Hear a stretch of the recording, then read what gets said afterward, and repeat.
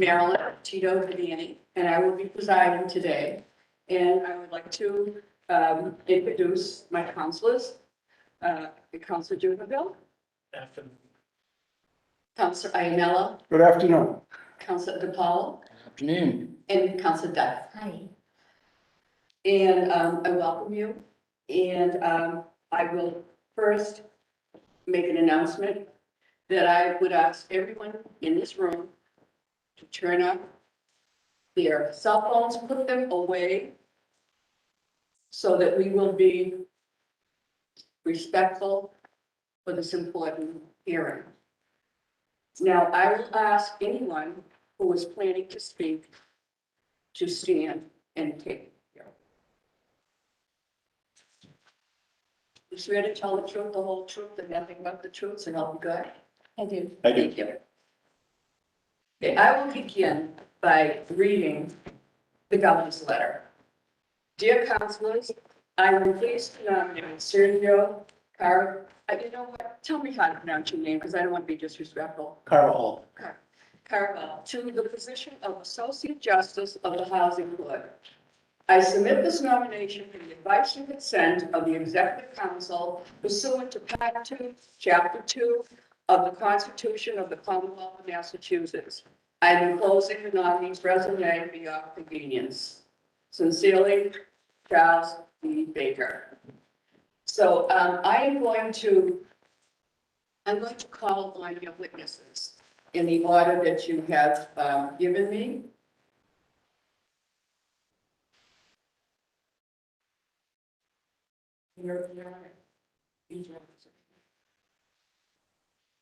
Oh, thank you. The first witness is the Honorable Janet Gould. You can sit right there. Right there. Sure. Thank you. It's McWigan, I'm sorry. but it's been 11 years since we've been Oh, spent 11 time. years. Yeah. It's been 11, Yes. and I should be able to pronounce your name. I'm sorry. It's an Irish name, and those are easy to pronounce. They mispronounce my name all the time. They say Devaney, and it's Devaney. So we're kind of even. Okay, welcome. Nice to see you. Thank you. Nice to see you again as well. So good afternoon, everyone. I'm Councilor Devaney, members of the Governor's Council. As I indicated, my name is Janet McWigan.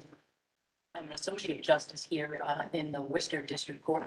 I was appointed in 2010. By way of just a little bit of brief background, I do serve on a number of committees in the trial court. The one that's perhaps most relevant today to my connection to Sergio is I'm the chair of the District Court Committee on Mental Health and Substance Use Disorders. I want to say first that it's a privilege to be here finally to testify today in support of Sergio Carvajal. And I want to commend the governor, the lieutenant governor, the JNC for his nomination to the Housing Board. As you all are acutely aware, the quality of our system of administering justice is determined in large part by the quality of the judicial officers that are appointed to serve this Commonwealth. Public trust and confidence in the judiciary begins with this process by which judges are appointed. And I want to thank this council for your entire support for that. Attorney Carvajal is before this council because he is a highly qualified attorney, and he is qualified to serve in the Housing Board. I'm going to let the others witnesses testify regarding his Housing Court credentials and let the candidate himself speak about those. What I wanted to talk about is to maybe add a different perspective of the candidate for you and for your consideration. And that's his work in the area of mental health law. Over my 11 years on the bench, Attorney Carvajal has appeared before me in, I'm going to estimate, well over 50 matters representing mentally ill respondents in involuntary civil commitment hearings. So for those of you that may be unfamiliar with those types of cases, they're hearings where expert testimony is offered by the petitioner, which is usually a hospital, a psychiatric hospital. Sometimes there's an independently retained expert that will testify on behalf of the respondent. The patient, him or herself, may choose to testify on his or her behalf. And there are many other witnesses in these hearings that can include social workers, psychiatric nurses, mental health workers, police officers, members of the patient's family. The rules of evidence apply in these hearings. The burden of proof on the petitioner is proved beyond a reasonable doubt. So I tell you that too, so that you have a sense of how complicated these proceedings are. And they can carry, even over civil proceedings, they carry a criminal burden of proof. We in Worcester handle an especially high number of these types of cases in my jurisdiction because we have 5 psychiatric facilities in Worcester. We have 3 psychiatric hospitals and 2 hospitals with psychiatric units. Our largest psychiatric hospital being the Worcester Recovery Center and Hospital, formerly known as Worcester State Hospital. So you can imagine the volume of these cases is very, very high.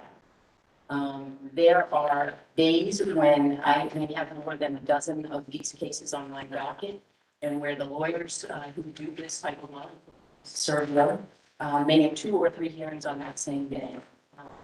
Many of these lawyers who specialize in mental health law also handle matters in other jurisdictions throughout the state, including Bridgewater State Hospital, and we know this practice is significantly down there as well. So 2 very difficult facilities with high volume of these cases in Bridgewater and Worcester. As a result of this high volume of cases, I've had the opportunity to observe Attorney Carvajal capably represent mentally ill clients in some of the very, very challenging circumstances, especially over this last year during COVID, where the vast majority of our hearings were handled by Zoom. Attorney Carvajal is well skilled in trial practice. He knows the rules of evidence. He knows mental health law. He's a zealous advocate for his clients. He is always well prepared. He's very respectful to court staff and even to opposing counsel. In my experience dealing with Attorney Carvajal, he consistently demonstrates all of the qualities that make him ideally suited to serve as a judge in the housing court. First among them is patience, followed very closely by compassion. Most of our justice-involved members of the community are in very low lives when they enter a courtroom, no matter what court they're in. And when you add mental illness to that circumstance, you certainly have perhaps the most challenging population to represent. It's an awesome responsibility. It's one which Attorney Carvajal takes on a daily basis. He artfully balances zealous representation, compassion for his client's circumstances, the respect for the proceedings of the parties, and counsel, and the court. Attorney Carvajal will bring all of these qualities to the housing court. In addition, his prior work for legal services, his experience in housing court, representing individuals on both sides of the V, if you will, both landlords and tenants, make him uniquely qualified and prepare him well to understand the challenges of the parties that will be before him. It takes a special person to do the type of work that Attorney Carvajal has made his career of. The housing court in the Commonwealth as a whole will benefit greatly by his appointment as a judge. Through that housing court, I wholeheartedly support his nomination. I would respectfully ask you to confirm his nomination, and I want to thank you for your time to speak before you today. Thank you. And don't be so long to be a stranger. I'd like to see you. Wow. Any councils have any questions? Thank you. Good. Thank you. Thank you very much for coming. Appreciate it. Our next witness is Ron McBackrock. Attorney Ron McBackrock.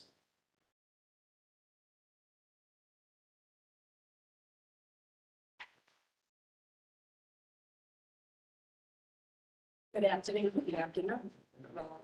Thank you very much. Again, my name is Rhonda Backrock, and I'm honored to be here to support Attorney Sergio Carvajal for nomination of the Associate Judge of the Massachusetts Housing Court. As you may know, Attorney Carvajal has been practicing for over 21 years, having become a member of the bar in 1999. Yet despite his years of practice, rather than becoming disenfranchised with the people in the profession, he's maintained his professionalism and civility throughout his career. I personally witnessed his civility during my cases against him, some of which, as you can imagine, were less amicable based on the parties involved in the disputes at hand. In fact, in our most recent case against each other was one in which I never dreamt was going to settle because of the dueling personalities of the parties that we each represented. Like all other cases together, Attorney Carvajal zealously advocated for his client without the need for name calling, posturing, or bullying. Instead, he recognized his client's legal rights and remedies and worked with me within those parameters to find an amicable resolution to resolve the matter. By no means did he give up any of his client's rights, nor did he fail to put his client in the best position available. What he did do, however, was use logic, his vast legal knowledge, judicial temperament, and civility to conclude an otherwise very difficult and contentious matter. Put simply, Attorney Carvajal embodies the very definition of civility in a legal profession. He communicates with clients, he communicates with opposing parties and opposing counsel alike with courtesy, respect, and politeness. Likewise, I've also had the pleasure in watching Attorney Carvajal's non-discriminatory ways in handling cases. As an initial matter, as a woman, I faced my share of male attorneys who were outright dismissive of my input or my legal suggestions. That was never, and has never been the case with Attorney Carvajal. He's always treated me as his equal counterpart. Same can be said with how he treats all opposing parties, including the financial downtrodden. Specifically, I volunteer many hours for the Worcester Community Legal Aid's Lawyer for a Day program in Worcester. In getting these free legal services, these clients, many of whom are minorities, qualify basically mostly on income status, low income status. I've had several cases during my time of Lawyer for a Day with Attorney Carvajal.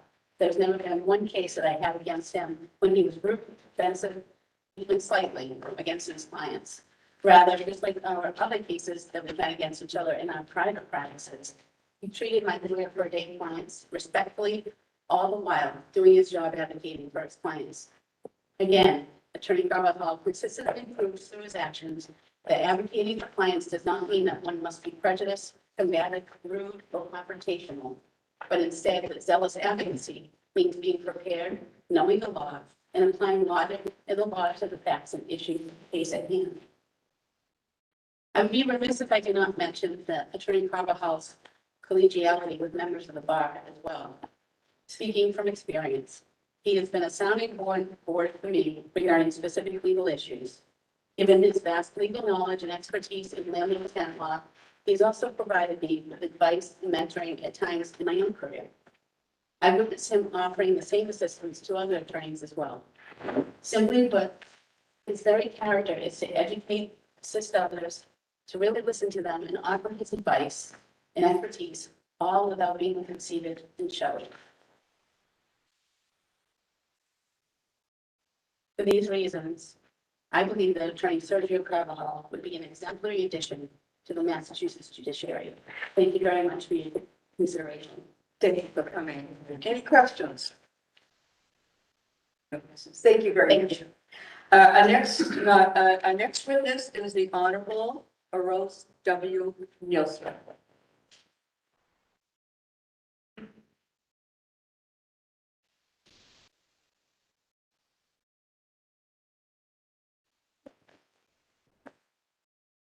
Welcome. Thank you. Pleasure to be here. My name is Ruiz Nielsen. I was appointed to the Hampton County Juvenile Court in 2017.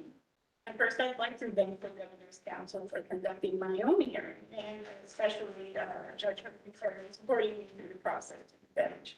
It was certainly an experience. It's a pleasure and honor to serve the Commonwealth in such an esteemed position. I'd also like to thank everybody in attendance today for participating in the process that ultimately determines nominees, general appointment to the bench. I've known Attorney Carvajal since 2001, and we worked together as staff attorneys at the Legal. Sergio was senior to me, and I looked up to him as a mentor and a colleague during the 6 or 7 years we spent there. Sergio's always been a fearless litigator. I learned a lot by watching how he approached cases with practicality, while appreciating the nuances of the law and his client's individual goals. He decided in 2007 to leave legally and establish our own law firm. He knew he wanted to continue representing indigent and disenfranchised communities. Sergio's insight was crucial in developing a business plan and carrying it forward. He instinctively knew how to run a business in the law office. I trusted him implicitly with my money. That's a lot.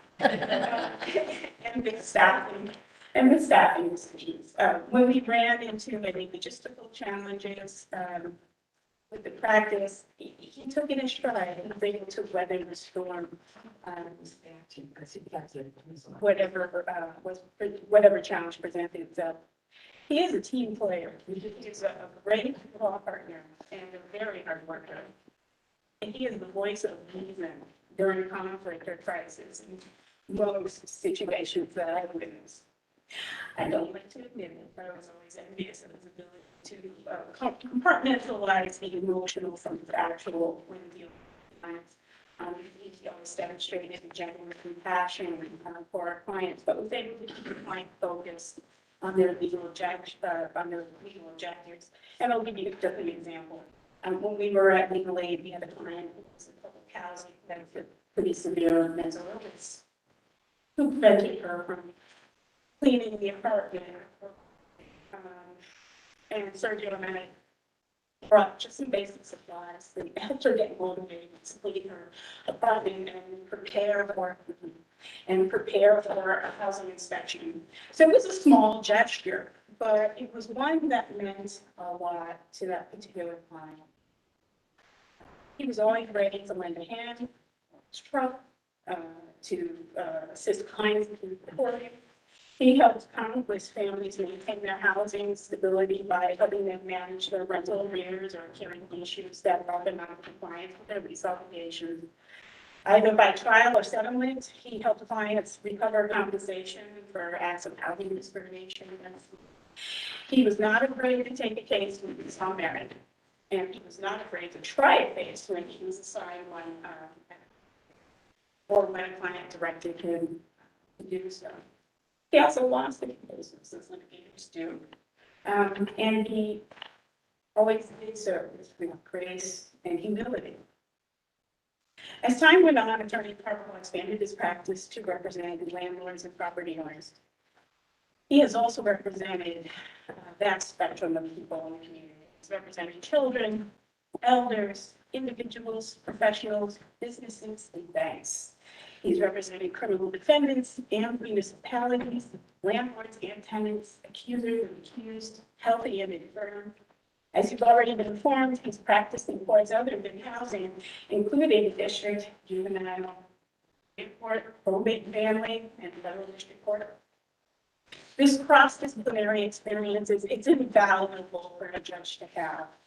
Also gaining experience in the logistics of how different courts work. I mean, clerk's office is definitely an asset for anyone sitting on the bench. Another advantage that Attorney Carvajal brings to the bench is his experience representing them some of the clients that he has a lot of patience and commitment to the most vulnerable populations. That not many can do this effectively without experiencing quick professional burnout. It's emotionally demanding, but this is what good lawyers do. The nature of an adversarial process contemplates that lawyers represent their clients' does and advocate for their clients' interests. They are directed, not necessarily driven by any particular ideology that doesn't bear witness to factual integrity. The government's counsel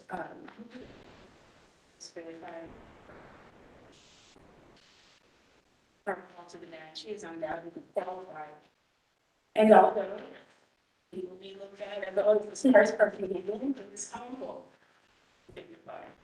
He's kind, he's compassionate, he has integrity, he's committed to his purpose. He is loyal to his clients and his charges. He's firm in his convictions, but also maintaining an open.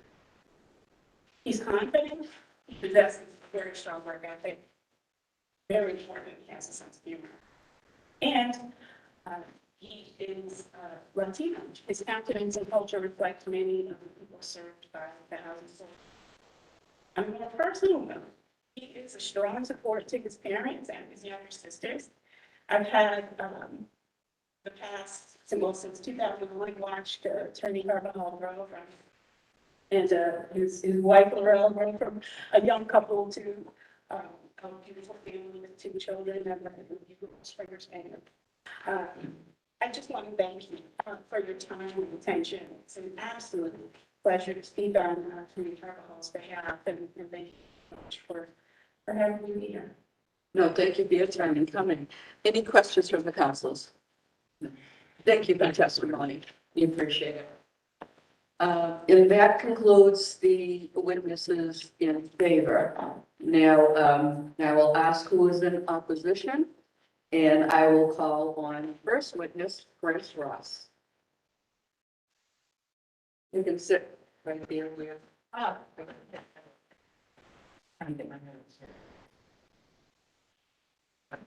Please apologize, we're so sorry for being late and getting into the building is really. Not easy in these times. No, not at all. And in fact, I get permission to get in the door. Yeah. Council outside. I don't know. Okay, why don't you start, Chris? Thank you. So my name is Grace Ross. I'm at the pleasure of knowing many of you and talking with some of you as well about this matter. And Councilor Duff, you have my condolences. I am the coordinator at the Mass Lands. Excuse me, it's your choice, but you can't take off your mask in this council. That might be easier if you guys can hear me. Okay. Sorry, as I said, coordinator of the Mass Lands Against Predatory Lending. We have for the last 10 years or so done support work for homeowners who are fighting for their homes, dealing with foreclosure both before and after the purported foreclosure. And that in that role, we've provided people with emotional support, educational materials, and templates for dealing with court. I actually think that I've only met Attorney Carvajal in one circumstance, so I'm mostly reporting on a more general view of what I've been told and what I've experienced from support people in their court cases.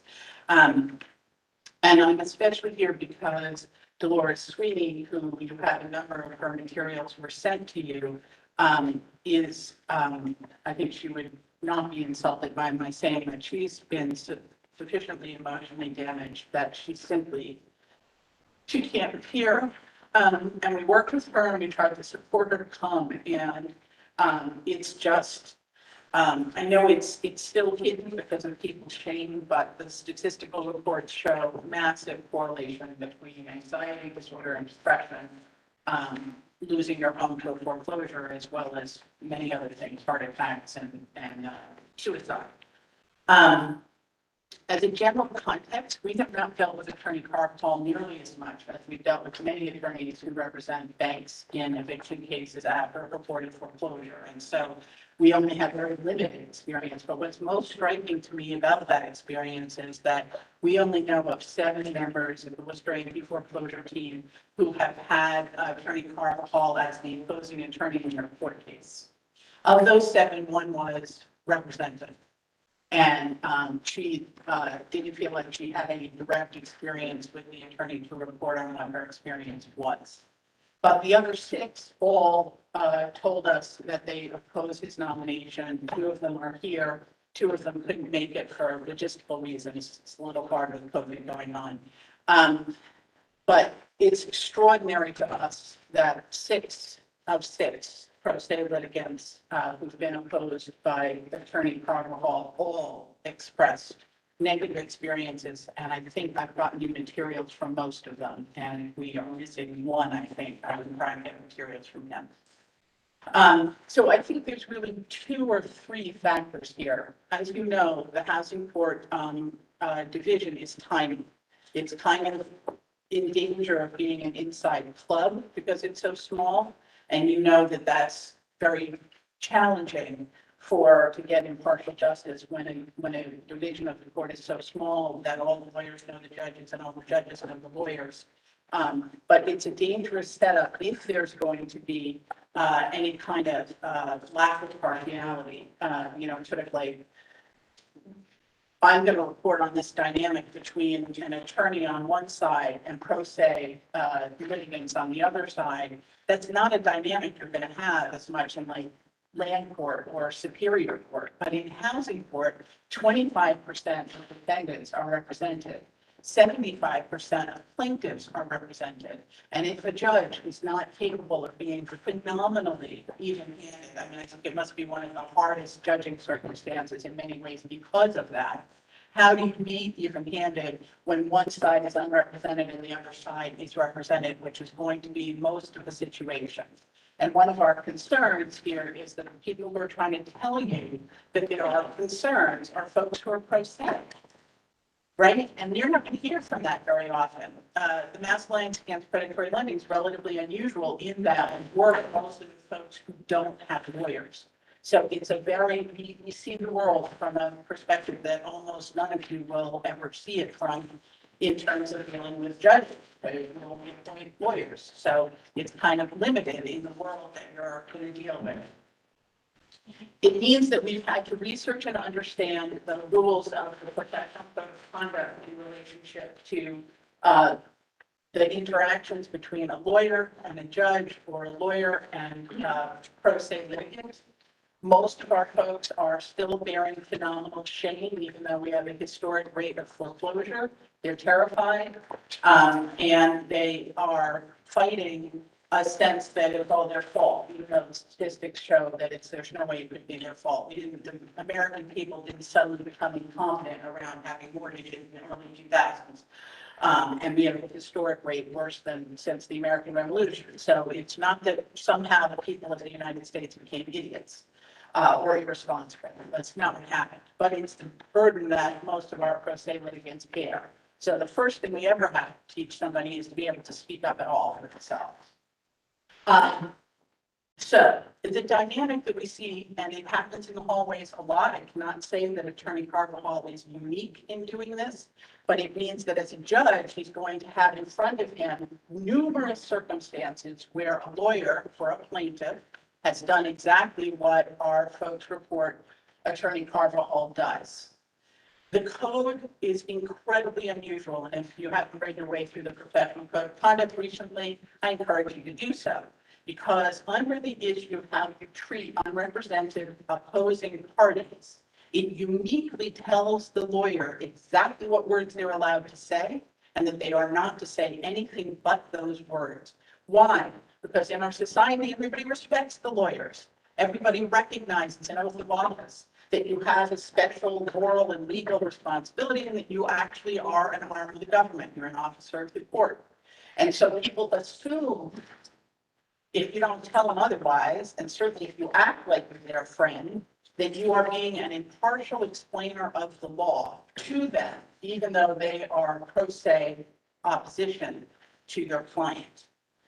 And so it is not infrequent that if somebody goes to court in Worcester and the Worcester anti-foreclosure team, if they're a member of the Worcester anti-foreclosure team, the Worcester anti-foreclosure team has a rule and has had for about 8 years, no one goes to court alone. Even if somebody's going who understands nothing, you go with somebody.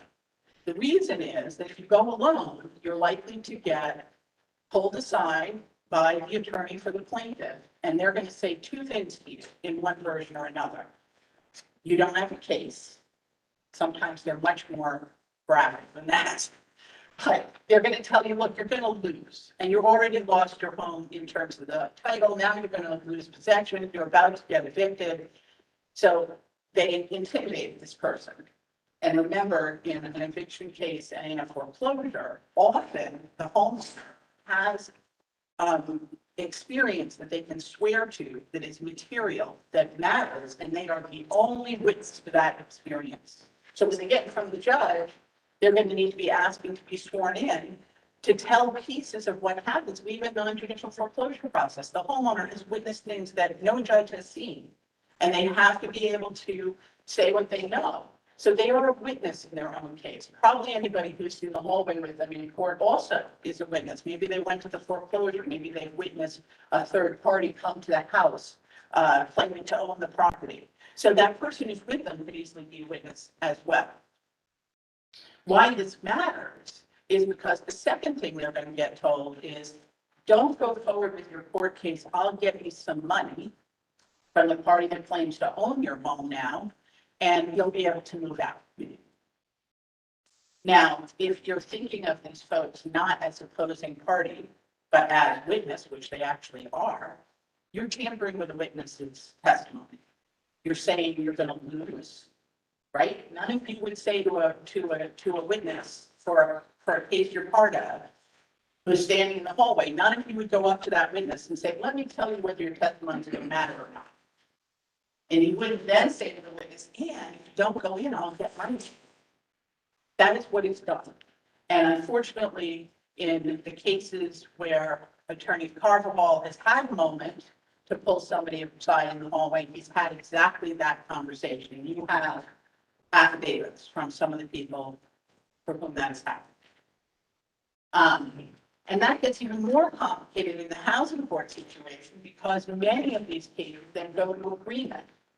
The agreements are made often in mediation. They do not take those sessions.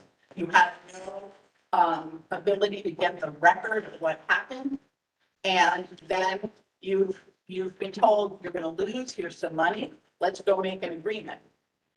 No one intervenes in this to say, wait a second, you're an equal self-representing, you're your own attorney, they're an attorney, you're equals in the eyes of the court in terms of your right to speak, in terms of your right to be heard, in terms of your right to make a legal argument. And so this can all happen without anybody intervening on behalf of the pro se defendant. I'm not going to go through the details of the affidavits you guys have, but let me say this. What happened with Dolores Sweeney is shocking, even in the context of the picture I painted.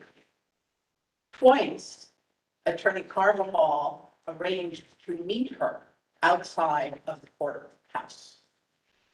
I don't know about you, but if I was meeting somebody for coffee, I think it would be impossible for me, knowing that we're meeting about maybe trying to settle the case or something else, to say nothing except what the professional code allows, which is get an attorney.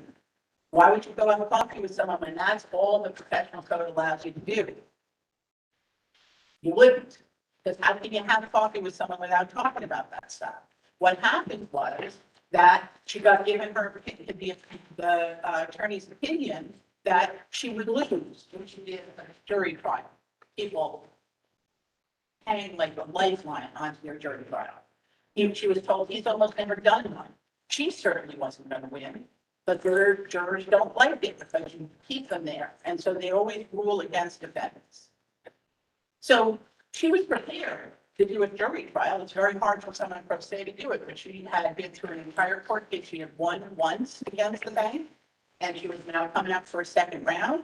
She was prepared to do it. He convinced her that she was going to lose and she should give away her jury trial. He met with her again a second time, and I don't even remember all the details of that. It's in your notes, but this is devastating. Folks come back from something like this to the Worcester foreclosure team office, often a week or two later when they've kind of, gotten their tail back from between their legs enough to not be ashamed about what happened. And they come in and they go, what do I do now? Really, the only thing they can do in many of these circumstances is to go in front of the judge and say, I made an agreement because I thought I couldn't win. I was intimidated. I was told by a lawyer who told me that he was impartial in giving this advice, and I need to undo this agreement. So we need judges, particularly in housing court, who are going to recognize the unique situation that a pro se litigant, a defendant is in, and be able to go, oh, you're right. The lawyer should not have said anything to you except, let's schedule the next hearing at this time, or you should get a lawyer.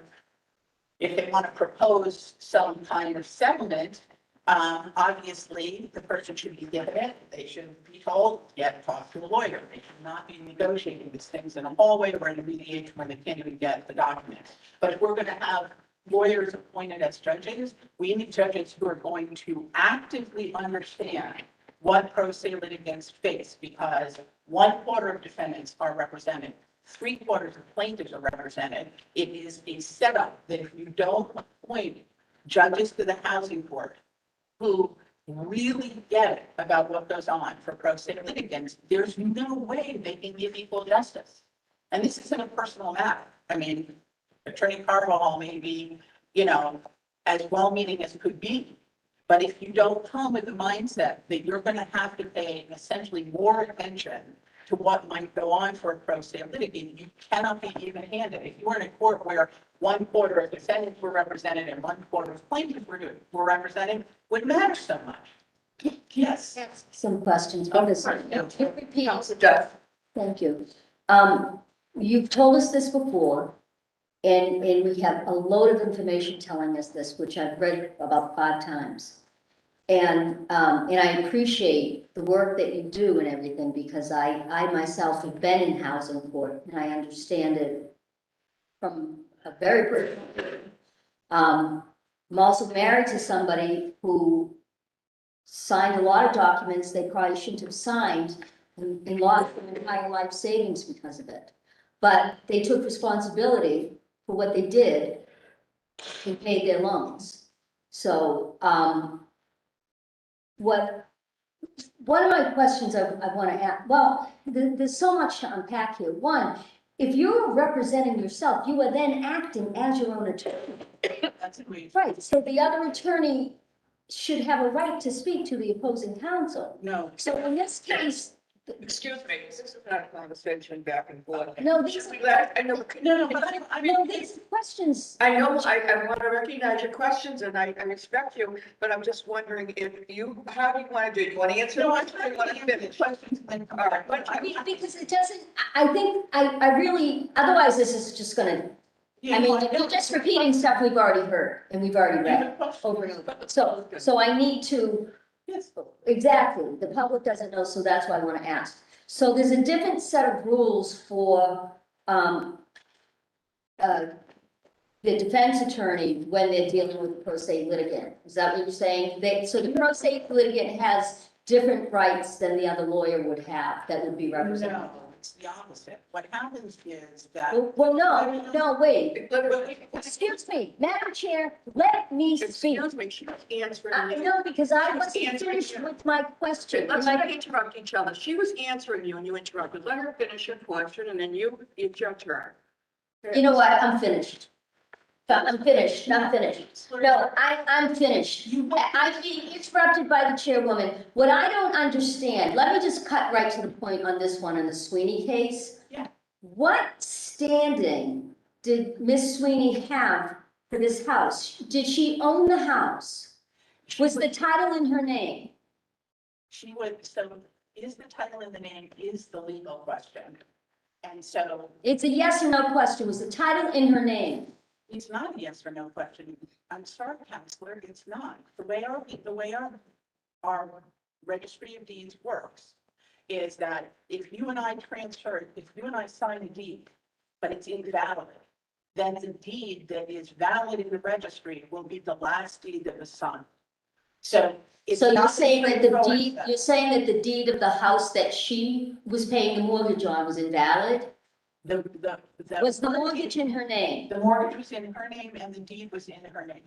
By Okay. the time we get to the end of the story, the bank claimed to have purchased at the auction. So that's why I'm not. Was she paying her mortgage? She paid her mortgage until she could no longer afford it. Remember? if you look Okay, at- so she paid her mortgage until she stopped paying her mortgage. Counselor, can I answer the Yeah, question? absolutely. So if you look at the materials, what you'll see is that she had a clearly predatory loan. The definition of predatory is when the bank gives you money without looking at whether you can afford to pay, Correct. but based on the value of the collateral.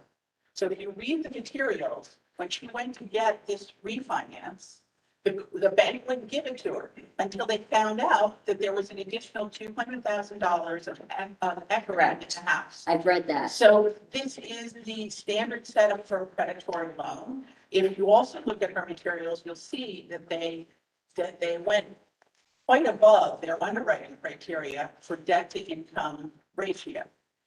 They literally cross out. I understand all of that. I understand. asking a question that's not the right question because it's a loan. Okay, thank you. It's not the right question. I'm finished.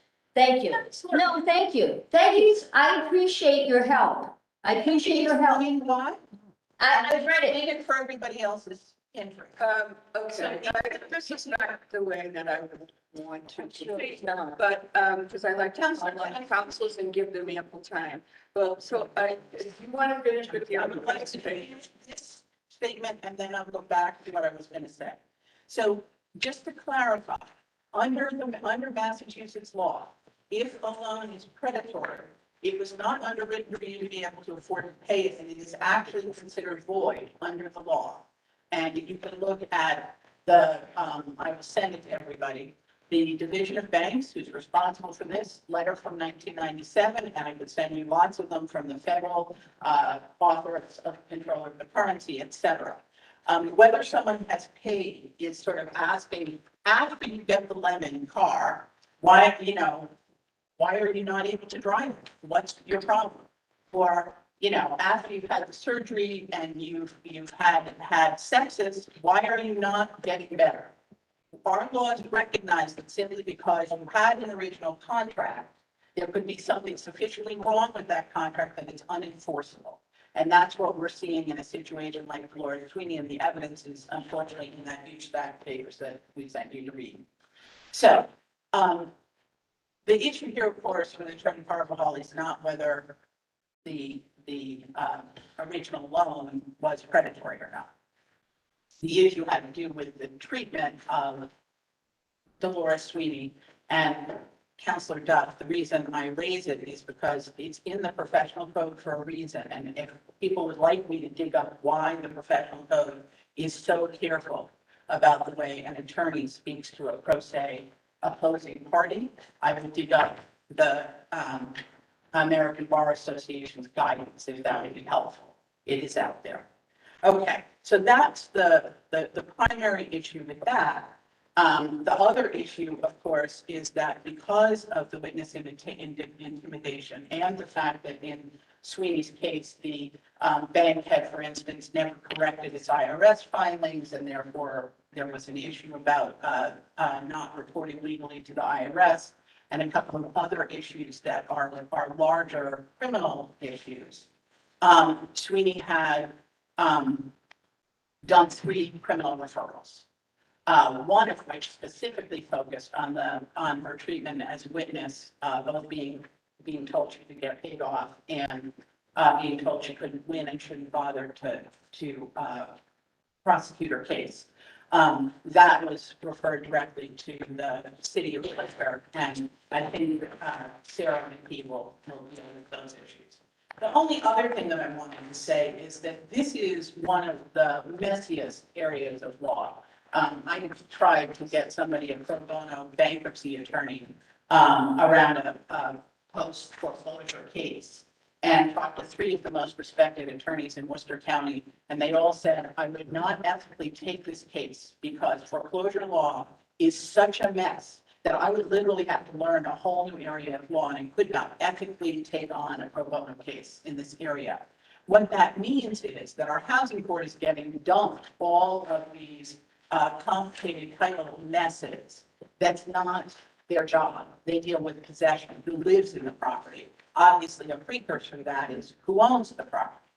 But I have brought to your attention, and I won't spend more time on it because apparently I'm using more time than people want me to.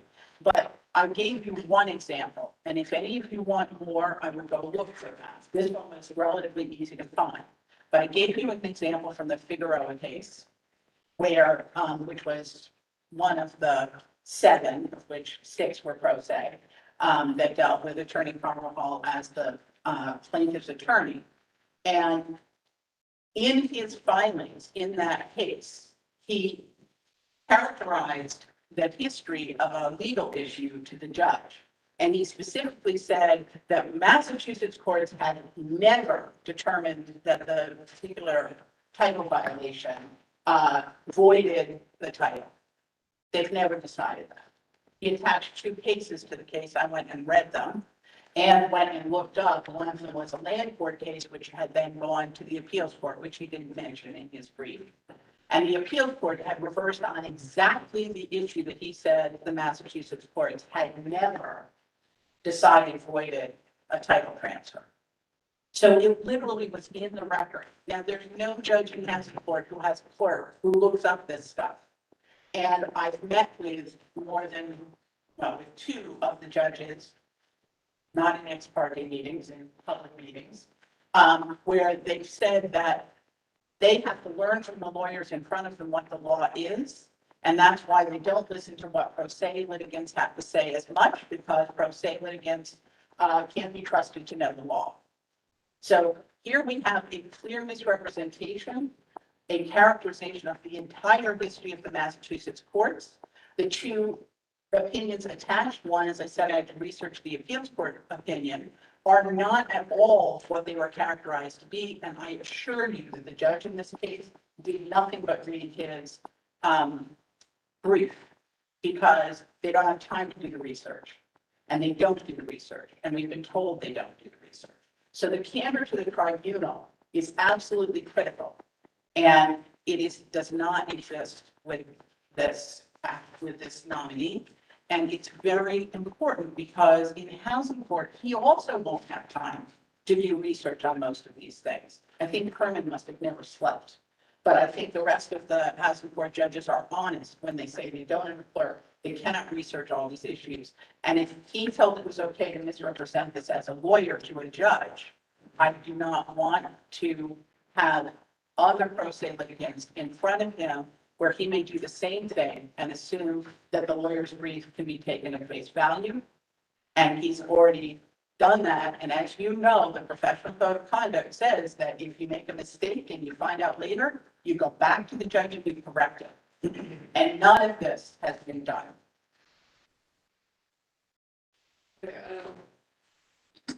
What's up? I think Councilor Julian Bill's here with him first.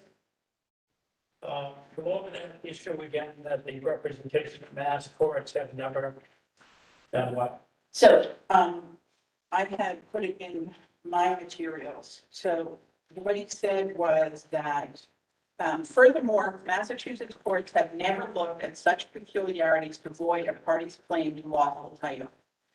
And he's referring to where a third-party purchaser sets up a realty trust to receive the deed, but the realty trust does not exist at the time when the realty trust supposedly purchased the deed. And as you know, fundamental, much better than me, I'm sure, as a non-lawyer, but the fundamental principle of real property law of everything is that at all times a property has to have a title. There is no such time period when a property cannot have a title. And it's I don't even know where it comes from because it's like 1,000 years old. But I have conveyancing language from I think 1040 in England. So it's been around forever. Anyway, he says that that courts have never looked at such peculiarities to void a title. He references 2 cases, the Needle case, where the land court relied on the deed in a situation where the entity that it supposedly transferred to did not exist. And then went up to the appeals court, and although the appeals court affirmed the land court decision on other things, on this matter, it reversed and said there was no way to title could have transferred in that situation. And the other case that he references, the Roth's Wharton case, the court actually went through some decisions a decision that went one way, a decision that went the other way, and then said in that unique circumstance, although the company that supposedly got the title had not registered yet with the state, that they did have articles of incorporation that allowed them to acquire property before they had formally registered as a corporation, and it was an exception because those articles already existed. So in fact, again, that case basically held the opposite, except for one little thing that they allowed uniquely in that case. Could you give me the needle case, give me the needle case? Sure, and I can also send you this outline that I did if you wish. It's Select Portfolio Servicing, VNEEDEL. So it's the spelling that'll mess you up, NEEDEL. And the land court case was in 2014, but you have to look up the appeal panel decision. The other is Roth, ROTH apostrophe S, Wharf, WHARF, Co. The Judd, GJUDD, 108 Mass, 224, 1871. Thank you. Is that concluding your questioning? Council? Yes, Okay. Councilor, Carrera. thank you. How long have you known the nominee? As I said, I've only met him in one circumstance, and it was would have been in 2019 in the Sweeney matter. I witnessed, especially his testimony. But as I said, I believe Sarah McKee is going to go into more detail about that here. So you're probably not privy to this yet, but to public record, but we have numerous letters from to us by a judge of the presiding judge of the Southeast Court. We have letters written from housing chief specialist. I have a letter here from the community legal aid who talks about knowing the nominee for 20 years and all the good that he's done. People have retained him to represent, including the poor, the elderly, people with severe mental illness. I'm not going to read them verbatim, but it's fluent Spanish. And in one particular case, there was a boy who had to use a wheelchair to ambulate every time he moved.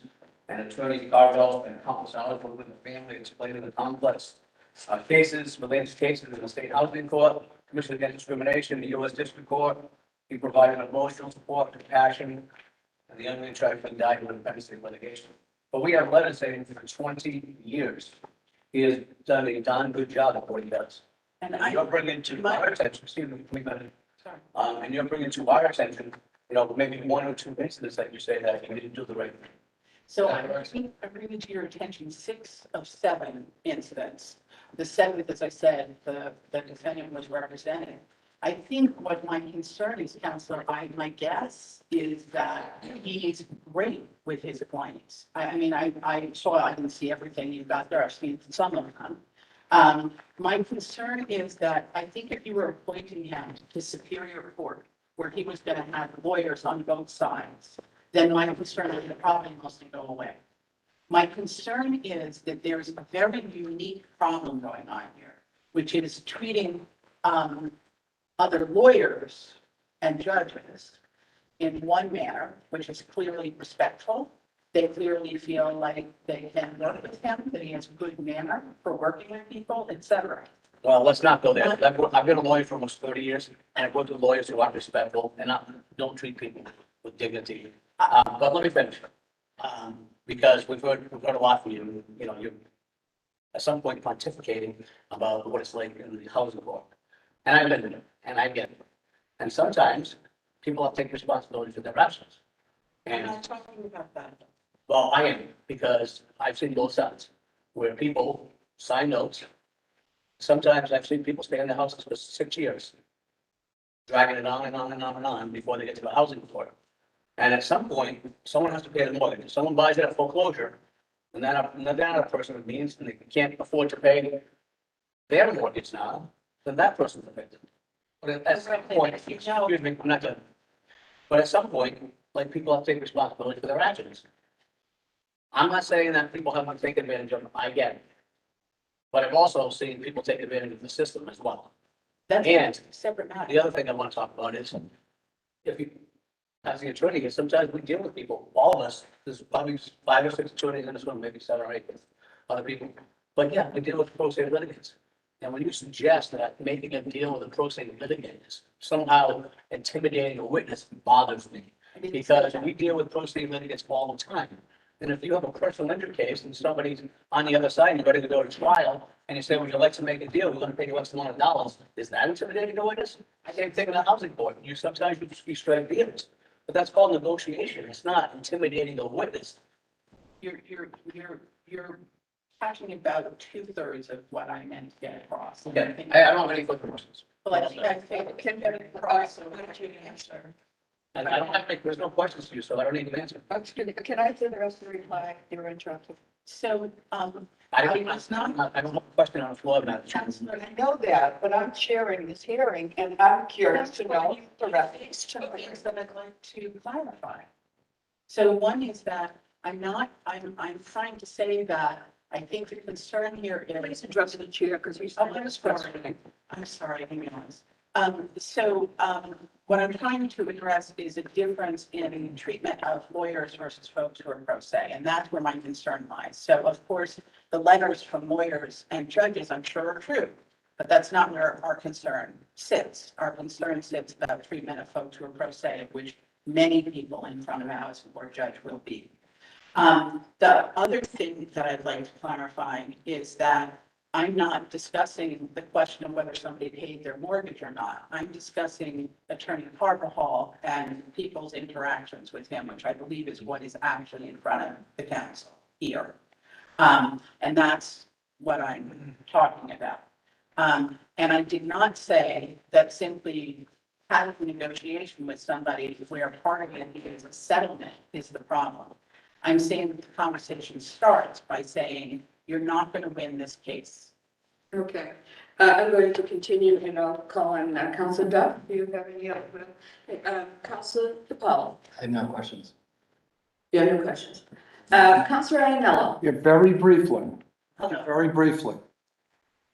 How long have you known, Mr. Carvajal? As I said, I believe I've only personally met him in 2019.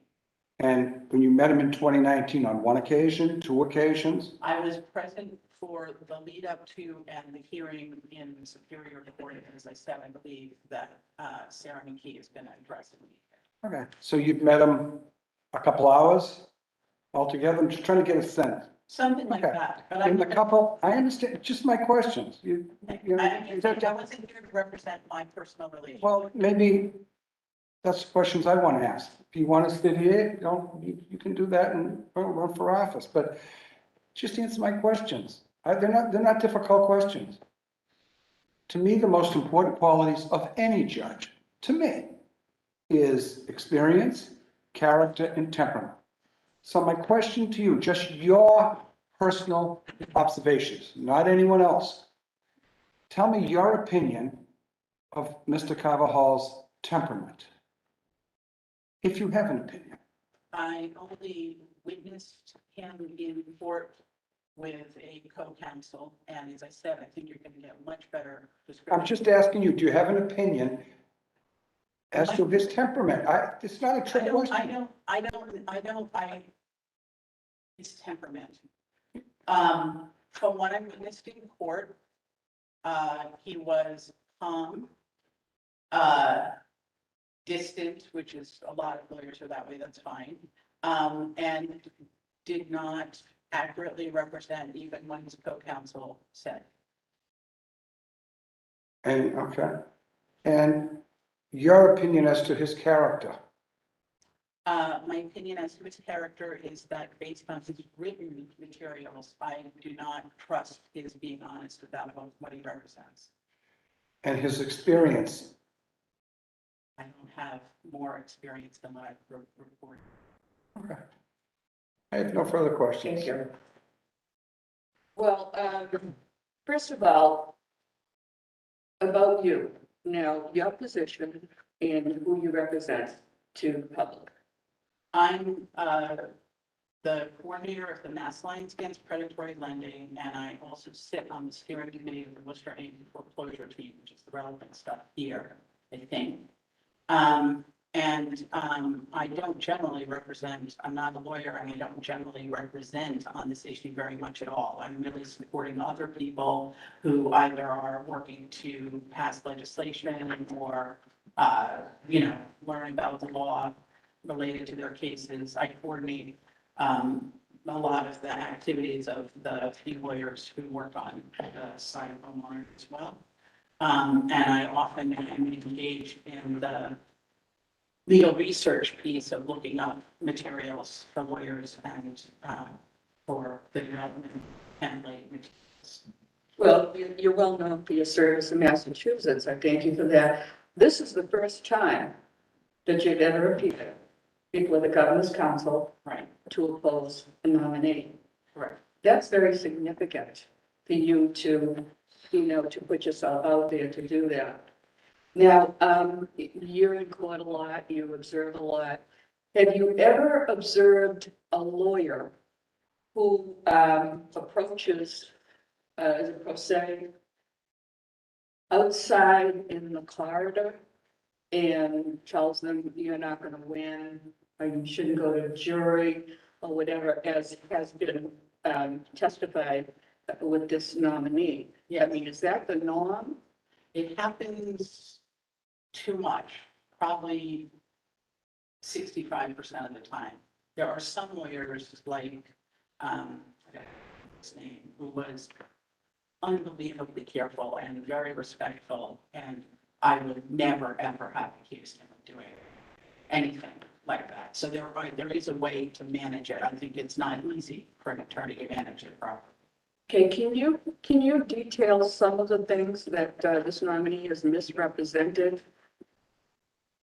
I to a thought- client, or, we have a letter here, and, and it's being questioned about, that Dolores Sweeney. But, I know there must be, very tragic cases. I mean, she had brother-in-law, sister-in-law, one of them since died, disabled, all of that, I understand that.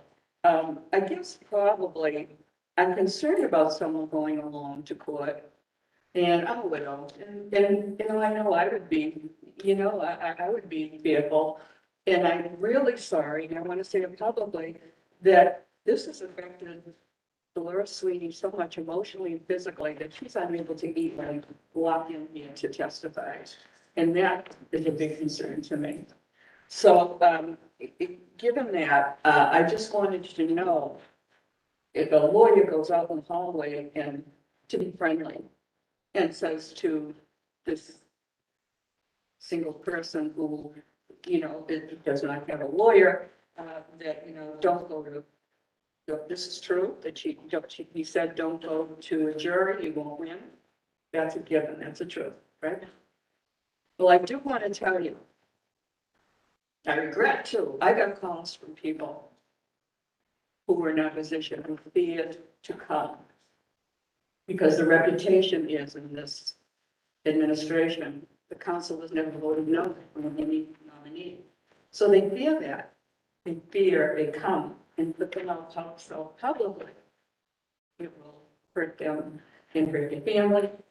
And it's going to be a judge, it's going to be a double whammy. So I do want to say that. I can't say their names. I will not divulge that, and I promised I wouldn't. But that doesn't help to not be able to put them forward, but I would never expose their names. So, so basically, you have looked at a lot of different cases. And why does this make you to inspire you to come Right, to talk on this one right. when you have been representing people for years and years, and we definitely know you? Okay. Well, you're absolutely right that I never ever do this. I never show up and testify. I always No, you don't. encourage people to testify on their own behalf. That's absolutely true. And I think it's tricky to be in a place where there's somebody, or more, in this case, more than one somebody who felt that they couldn't handle trying to talk. To answer the original where you started, I would be more comfortable calculating and checking my notes to make sure that I'm completely accurate. But I know that one of the people that originally said they would come and then backed out early on, actually had come back from the court, having spoken with Attorney Carvajal, he's a working class, solid kind of guy, Latino, who came back and was literally shaken and said, I understood everything. I can look at you showed me all of the documents. I've read all the stuff I was supposed to read. I was prepared to say something, but he was absolutely convincing that I will lose everything. They would go after attorney's fees, which at this point I've lost everything, can't possibly afford to pay. And I was like, this house is your entire life's work, right? Every cent you've ever saved went into this house. You're going to walk away from that at your age. You're never going to make that amount of money up again. Are you really okay with that? And he said, I have no choice. I'm going to lose. I'm going to lose. There's no point. And he was completely devastated. So someone that's so vulnerable would take that as a friendly gesture of Attorney Carvajal to give them advice, wouldn't you say? Some people In that have, position. not this guy, but he just felt that he'd been told he was absolutely going to lose and they were going to go after further attorney's fees, and that he's like, he's a lawyer. He's a lawyer. Everything I've learned, I'm not a lawyer. He's a lawyer, and he's told me I'm absolutely going to lose. I can't go forward. Well, I see that Councilor Duganville has another question. Great question. How long have you been going to the housing court? Well, long before the foreclosure crisis, I used to Give me an explanation, how long it is? 35 years. Okay. What did you say, what? 35 years. 35 years. Is there any legal representation or legal advice provided to people that come into the housing court process? There is a lawyer of the day program on certain days, but there hasn't been, of course, during COVID and leading into COVID. But the lawyers of the day are not, unfortunately, versed in foreclosure-related stuff, so they can give people good help on filling out answer forms, discovery forms, and things like that, but they would have no information one way or the other on foreclosure-related cases. Did Ms. Sweeney seek out the counsel of the lawyer for the day? Ms. Sweeney actually had a lawyer for her whole first case that they won against the bank. And then after that, knew more about the case than any lawyer she could afford, which happens pretty quickly because there are very few attorneys on this side. Well, sometimes people know an awful lot about a subject, and sometimes they know more than the lawyer that they hire. Well, in her case, There's she a got, reason why there's no representation. It is to put that barrier between the other lawyer and process. absolutely. So There is no, take your answer to be, she did not seek legal advice from the lawyer today. I doubt she did in those circumstances because she was already pretty far down the case. They usually help you with like initial stuff or filling out, like figuring out a procedural form, what the next procedural step would be, something like that. You know, I can see the possibilities with the person we're going to see the lawyer of the day and saying, here's the situation, here's what's going on. The lawyer's telling me that I'm going to lose. The lawyer's telling me that, but I have to pay legal fees or whatever else. So wouldn't that lawyer probably say, and I don't do housing, so I don't know much about the subject, but if I'm a lawyer for the day, I would certainly say, look, first of all, don't listen to him. He knows no more about what a judge is going to do than I do sitting here. Right. So it would have calmed her down significantly, right? And it might have even been that he said, well, with this kind of case, you should probably get some independent legal advice. You know, can a pro se indigent person in the housing court file a motion or orally move for the appointment of an attorney who No, says, we don't have civil Gideon yet in Massachusetts. civil what? Civil Gideon is what it's referred to. Oh, But no, we don't have any appointment of lawyers in the House report. People have lobbied for it for at least 15 years that I know of. But your scenario is brilliant, and I checked with people, but in her cases, there would not have been a lawyer of the day during those hearings, because the lawyer of the day is only there for that entry date when cases commence, which in Worcester is Thursdays. so then we get a lawyer would be there for Mondays, Thursdays. Yeah, so she wouldn't have had somebody she could have gone to, and I actually, it never occurred to me to have to tell people if they're gonna be in court alone to do that. I will suggest this in the future. Okay, thank you. Thank you. Well, I know being here 21 years, that this is the least known legal area that the councilors of the public knows about. I mean, I've been really reading all of this. It's been a month that I've been looking through all of this. And I'm no expert, but I do think there's a difference before, when you have a housing issue, going before a Superior Court judge than going before a housing district judge. Now, am I right or wrong? They're dramatically different. And one of the lawyers, in fact, the one that Sweeney had years ago, had said to me, I had said, housing court is a great venue for people because so many people are pro se that the court's used to dealing with folks who are pro se. And the rules are minimized down to the very basics. Under summary process rules, there's only 13 rules, and the rules of mass rules of civil procedure, I think is 85 or something, 90. And he said, yeah, that can cut both ways.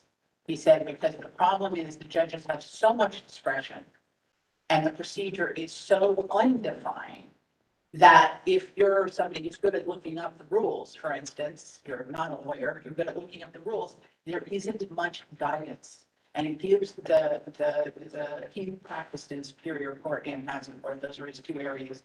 He said it gives the Housing Court judges so much latitude. He said that, yes, it means that you can go in and not know much, but you also are really, there's so much discretion for a Housing Court judge that he said he thought it was part of the practice in Housing Court. Well, to me, with all due respect, what I was saying, but it seemed to me that a Superior Court judge would not know all the Mass General laws that was, pursuant to housing courts, that a housing court judge, wouldn't have the time to, as you said, look into all of those things. That's what I'm left with. To think about. And you're accurate, and I would reframe it slightly. Housing court deals with not the ownership of property, but the possession, who gets to live there. And because all eviction cases have now moved to housing court, they used to also sit in district court, and they rarely do now. You guys are going to have areas of law that almost no one knows, and we're worried about what that's going to do for appeals cases and SJC cases because the reviewing judges aren't going to know. But I know you coming before us, you have more information in your 35 years that we have time to talk about, all the information you have. And all the councils are going to take this, your testimony and really thoroughly look at it. And we thank you for all your time and for your 35 years of, looking after people. So my next, the next witness is Sarah McKee. Now, Sarah, because of a disability, is unable to come, and she is on Zoom. Sarah, welcome. Sarah McKee. Now, Sarah is a fraud prosecutor,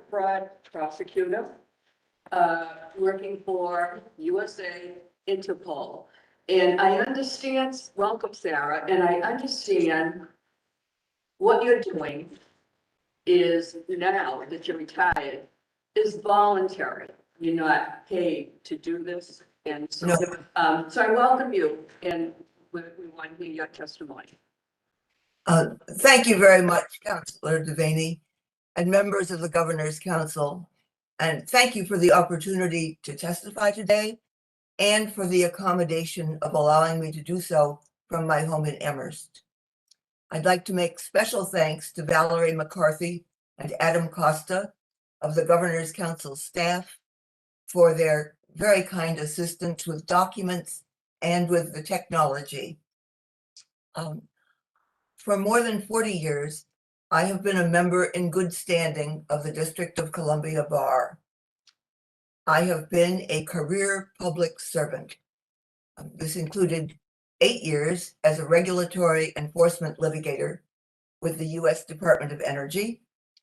I was one of the 3 attorney core team responsible for most of the $1.25 billion in DOE's settlement with Texaco Inc. in 1988 for its oil overpriced charges. That money helped to insulate and lower the costs of heating for schools, nonprofit hospitals, and low-income homes. After a detail to the U.S. Attorney's Office in D.C., I joined the U.S. Department of Justice in the fraud section of its criminal division, where I investigated and prosecuted federal bank and tax fraud committed in the Northern District of Texas, Dallas Division. That was during the savings and loan crisis. I segued then into the practice of international criminal law, also with the Justice Department. This involved getting evidence from abroad for use in U.S. criminal investigations and prosecutions, getting fugitives extradited from foreign countries, and serving on DOJ and embassy teams that negotiated treaties with foreign countries for both purposes. I finally served as General Counsel of Interpol for the United States. My responsibilities at Interpol included verifying the legal and factual sufficiency of all U.S. requests for the famous Interpol Red Notices, coordinating with law enforcement and diplomatic authorities in the U.S. and abroad to set up arrests in international parental child abduction cases, and arranging for the return of abducted children to their homes in the United States. For all of these jobs, I swore an oath to protect and defend the U.S. Constitution. After I retired and returned to Massachusetts, Governor Deval Patrick made me his appointee for law to the legislature's Registry of Deeds Commission. In 2013, therefore, I swore a similar oath to uphold the Constitution of Massachusetts. And that is why I am testifying before you today. Our Massachusetts Constitution provides, quote, "It is essential to the preservation of the rights of every individual, his life, liberty, property, and character, that there be an impartial interpretation of the laws and administration of justice." That's in Article 29 of the Part the First. I believe that Attorney Sergio Carvajal has shown himself incapable, at least in my experience, of providing the, quote, "impartial interpretation of the laws and administration of justice," unquote, that our Constitution notes is essential to preserving our constitutional rights to our property. Property, of course, includes our homes and our rights to possession of them, whether as owners or as tenants. Here is why I believe that Attorney Carvajal is unqualified for confirmation to a lifetime judgeship on the Massachusetts Housing Court. I will discuss first his harassment and threats toward Dolores Sweeney, of whom you've heard. She's a retired public school teacher. When she appeared pro se representing herself in trying to save her family's home, and his lack of candor to a judge of the Superior Court in a hearing that I happened to attend and in which I was acquainted with this same case. I think that this is particularly important to the council. First, the information on Attorney Carvajal that you have received thus far concerns his conduct in housing court and district court. Perhaps, too, you have heard only from judges and lawyers. I am testifying to his lack of candor in a different court, Superior Court. This was before a judge who had no reason to be aware that Attorney Carvajal was misrepresenting the applicable housing court law, as well as certain facts of the relevant housing court case. You have received, I believe with my memorandum, a copy of an informal transcript of that hearing. um, along with what I sent to Governor Baker's chief counsel. Second, as to Attorney Carvajal's threats to Ms. Sweeney, he put one of those in writing, an email, along with certain misstatements of applicable law. So we're not dealing here with an oral representation, however credible it might be. And of what he has said, I'm dealing with what he has written. You have a copy of it. The email is the first page of the handout that I believe you received today. I will say that immediately after finishing my service on the Registry of Deeds Commission, I did start volunteering with the Massachusetts Alliance Against Predatory Lending, which you know is MAPLE for short. To go to the case directly, the first time that Webster First Federal Credit Union, and instead of calling it WFFCU, let's call it the bank, foreclosed on Ms. Sweeney, she had been, as Ms. Ross said, able to afford an attorney. And the housing court judge held that the purported foreclosure was null and void. Legally, therefore, it had never happened. A few years later, the bank foreclosed again, purportedly. Ms. Sweeney, as you've heard, could no longer afford a lawyer. In fact, at that point, she was legally indigent under Massachusetts law. The evidence that I saw showed that the bank had failed to fulfill the Massachusetts requirements for a valid foreclosure. Actually, the available evidence fulfilled all the elements of federal bank and federal tax fraud. I had prosecuted both of those crimes. I therefore put considerable work into drafting a criminal referral of the bank for federal bank and tax fraud. You should have received a copy of this referral along with my other materials. Ms. Ross and I, on Ms. Sweeney's behalf, submitted this criminal referral to the FBI through its Worcester field office.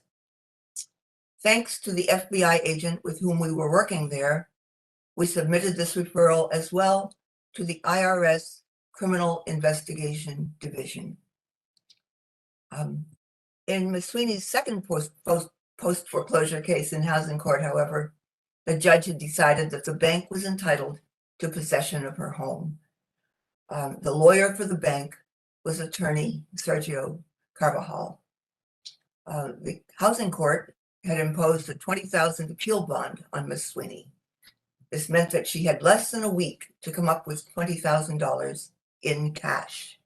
She couldn't do it. Instead, she decided to attack the housing court decision collaterally by filing a petition for preliminary injunction in Superior Court under Massachusetts Rules of Civil Procedure, Rule 60B, small b, 4. As some of you are doubtless aware, Rule 60B4 governs relief from a judgment on the grounds that the judgment is void. That is, it had no legal effect. As far as I'm aware, this was the first time that a purportedly foreclosed homeowner had made a collateral attack on an allegedly void housing court judgment by filing a motion for preliminary injunction in Superior Court. And this is perfectly acceptable. The reporter's notes to Rule 60B4 state, quote, a party may obtain relief from a void judgment through an independent action to enjoin its enforcement, which is what Ms. Sweeney did. In a related connection, Timothy Sullivan, the Chief Justice of the Housing Court Department, citing a Supreme Judicial Court case nearly 40 years old, made explicit, as recently as 2017, that transfer from housing court to another court within the trial court department is appropriate if the housing court plaintiff's title to the property that the plaintiff claims to own is in Judge Sullivan's words, Chief Judge Sullivan's words, quote, questionable, unquote. The Superior Court is within the trial court department. Attorney Carvajal is presumably familiar with this administrative regulation of Chief Justice Sullivan. This is what gave rise to Attorney Carvajal's email to Ms. Sweeney. By the way, just to make clear, witness intimidation covers witnesses in civil cases about housing and other subjects, as well as those in criminal cases. And Ms. Sweeney is naturally, without a lawyer, a witness in her own case. But I am not asking you to find Ms. Sweeney credible, nor am I asking you to find me credible. Instead, you can look for yourselves at the evidence before you in Attorney Carvajal's email and ask yourselves, is this the conduct of a member of the Massachusetts Bar whom I can trust if I vote to confirm him to provide equal justice under law to all parties that come before him?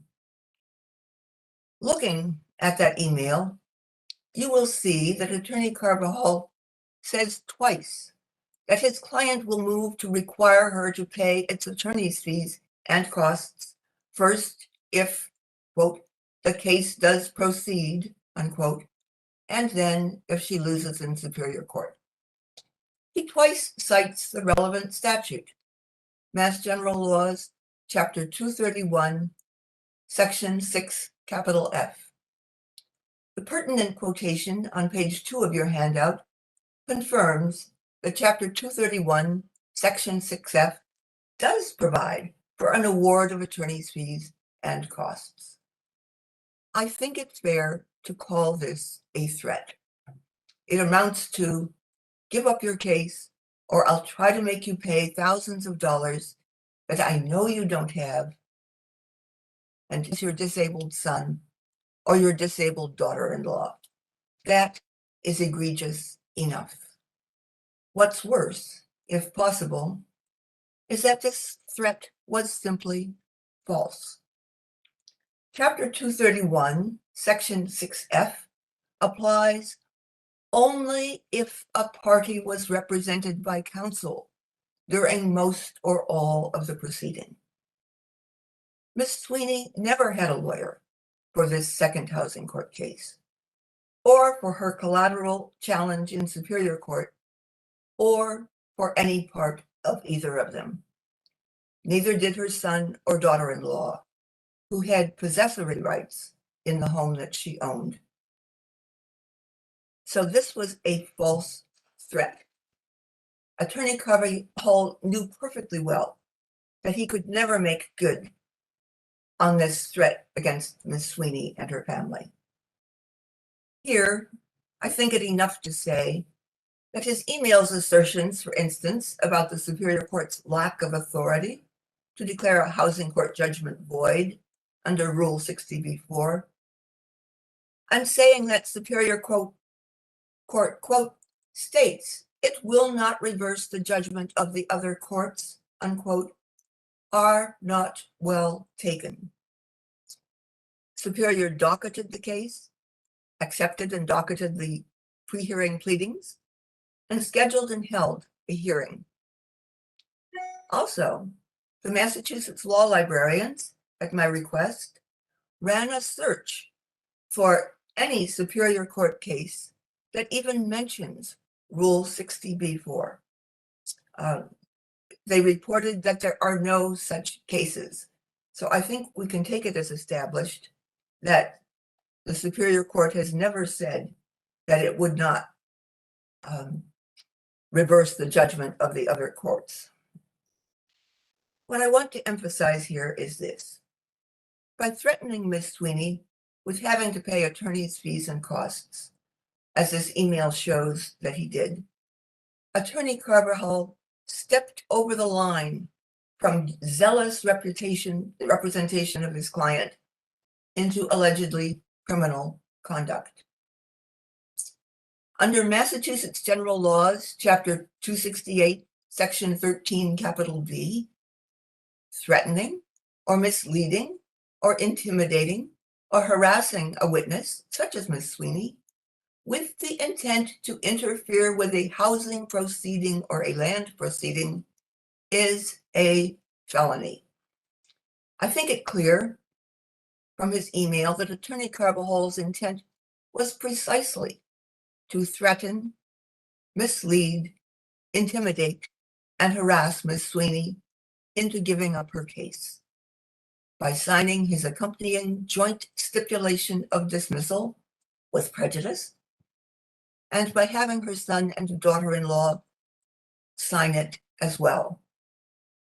The evidence, therefore, makes out the elements of the felony of witness intimidation. It didn't work. At least, Ms. Sweeney went through with the scheduled Superior Court hearing on her motion for a preliminary injunction. I was there. I thought that she presented her case clearly. The judge took the case under advisement. I understand that she nonetheless dismissed her case afterward, before the judge had ruled. It's enough to say here, I think, just a few words about Attorney Carvajal's lack of candor at that hearing. I discuss it more fully in my memorandum with citations to the copy of the informal transcript that you have. He told the court, falsely, that Ms. Sweeney had lost not only in housing court, but on the same issue in the appeals court. This really shocked me. He knew very well that she had not been able to appeal because she could not afford the $20,000 appeal bond, which she had just told the Superior Court judge about. So, contrary to his false representation to the judge, there was no appeals court determination against Ms. Sweeney.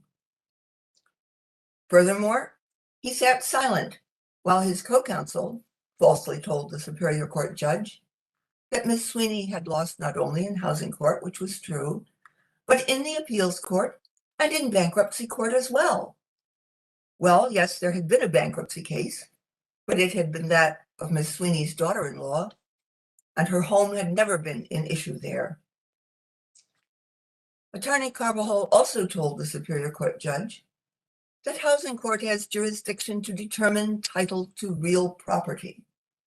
Well, land court does, Superior Court does, and the Supreme Judicial Court does. I'd refer you to Mass General Laws, Chapter 240, Section 6.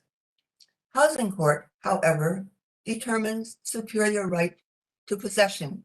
And I've already cited to Chief Justice Sullivan's administrative regulation about referral to a different court if there's a question about title in the housing court. I would say that understanding the jurisdiction of a court on whose bench Attorney Carvajal has been nominated to serve is fundamental. In addition, he misrepresented the statute applicable to appeal from a housing court judgment if the defendant is a post-foreclosure homeowner, as Ms. Sweeney was. It is not Mass General Laws, Chapter 239, Section 5. It is instead Chapter 239, Section 6. This is entitled, quote, Condition of Bond in Action for Possession After Foreclosure of Mortgage, unquote. Section 5 applies if the housing court defendant was a tenant with a lease who had not owned the property. Section 6 applies when a defendant owned the home, has been non-judicially foreclosed or purportedly foreclosed, and might actually own that home still. It makes a difference. If Attorney Carvajal did not know the applicable law used in case after case in housing court, he is not qualified, in my view, to sit on the housing court bench. If he knew, however, and told the Superior Court judge wrongly, then for that reason, he is not qualified either. I will close by quoting from the oath that Attorney Carvajal, like a number of you, took in order to become a member of the Massachusetts Bar. It is at Mass General Laws, Chapter 221, Section 38. Quote, I solemnly swear that I will do no falsehood, nor consent to the doing of any in court, unquote. The evidence,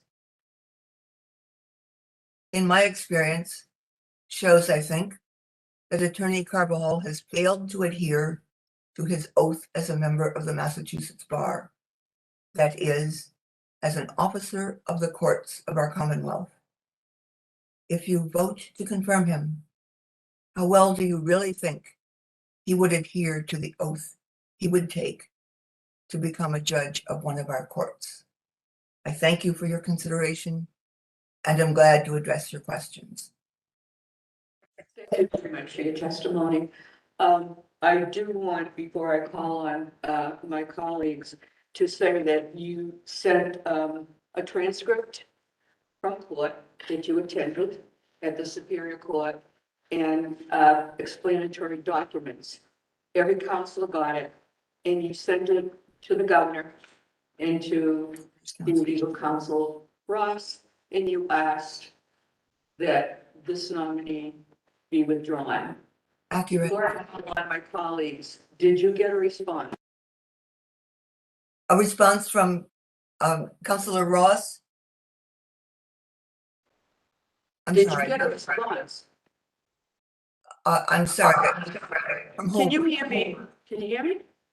Yes, but I don't know from whom. You said you sent a request to the governor to withdraw Sergio Carvajal. What was the response?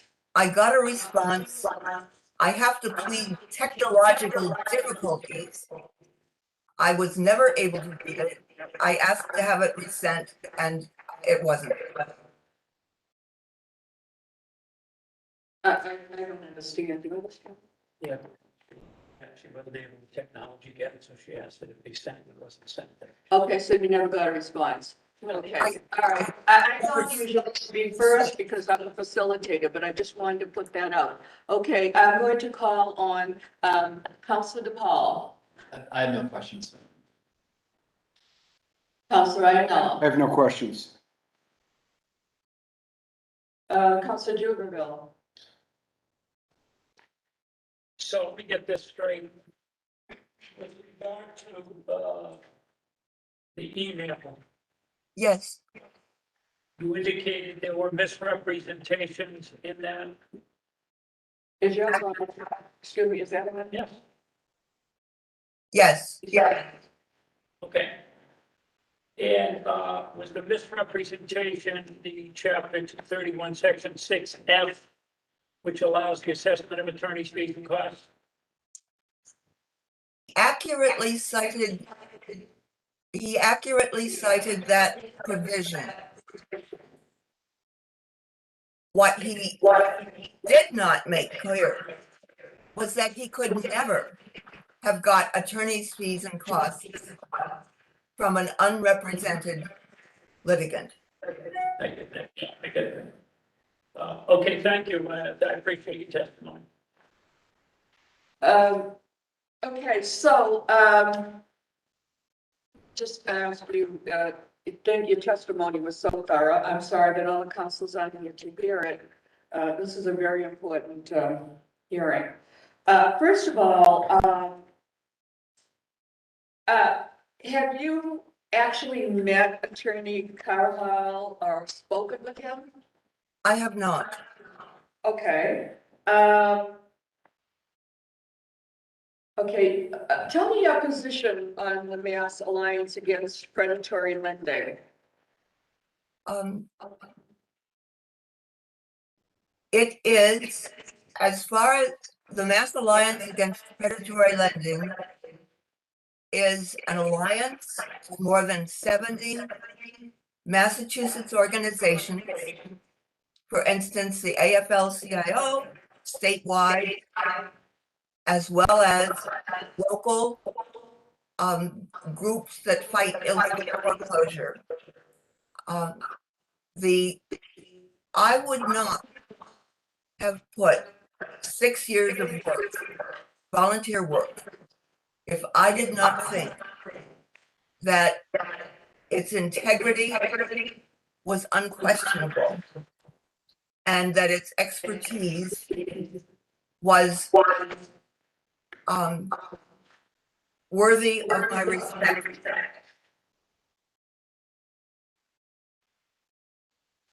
Okay, so, what kind of things have you done for this, Mass Alliance? A certain amount of research, a lot of editing, consultation, have drafted statutes. I have drafted and submitted amicus briefs in the appeals court and the Supreme Judicial Court. And I would say I'm a utility infielder for issues that do not require representing clients. Okay, you testified that Attorney Carvajal has misrepresented the truth before a judge. Have you ever seen, in your experience, another attorney who done that? I might have been in court sometime as a spectator when I did not know the case, and possibly that had happened. But in any case in which I was involved or in which I knew the case fairly well, I have never seen it happen. You know what it amazed me about this whole thing is with your experience in Interpol and with all of the serious cases that you've had, United States cases, that you got involved in this attorney to ask the governor not to appoint him. And so that's going to be my last question, and I want to go on to our next witnesses. Because could you answer that? I'm sorry, what exactly is I'm saying, with all your vast experience, have you taken on, big companies and agencies and representing the United States and representing Governor Patrick, and yet you're coming first time in opposition to someone going to the housing court in Massachusetts? What I have seen is that the whole American system of justice depends on not only the legal competence, but on the honesty of lawyers and judges. I think we can all agree on that. Well, I want to thank you for your testimony, and I wish you all good health, and thank you for coming first time. So we're grateful for that. So I'm going to go on to the next witness, who is Susan Ewans. Tell me if I mispronounced that, Susan. You did fine. Well, that's interesting because I have a daughter, Susan. So you can sit there. And Susan's from Worcester, and she's a resident, and from the Worcester Anti-Foreclosure Team. Good afternoon. Thank you for having me in this afternoon. Unfortunately, one of the things I wanted to mention that I've heard during this last all these hearing witnesses talking and so forth, the Honorable Jubenville is not here. I wanted to start and address something that he talked about regarding the lawyer of the day. I also see that we were also missing two others. I'm very sorry, I'll have two councils here, but please continue whatever you want to say. Thank you. Yeah. All right, I will.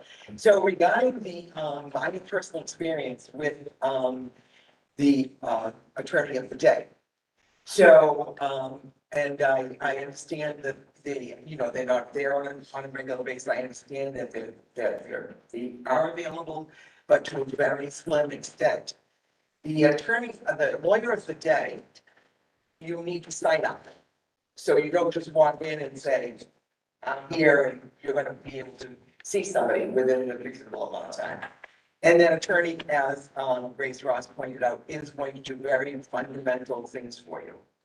That's what they're able to do. So in the situation that Mr. Jubenville was discussing regarding the attorney today is you're approached in the hallway as an. Excuse me, she was asking a question of you, so, okay. You see it. I wanted to just expand on the attorney of the day. My own personal experience is, so if you're somebody like myself that is approached in a hallway prior to waiting outside the courtroom for your case to be called, there is virtually zero time for you to go downstairs, sign up, and wait in line if in fact that particular day there is an attorney of the day available. So I just wanted to clarify that on behalf of anyone. Okay, all right. I wanted to discuss my personal situation with, sorry.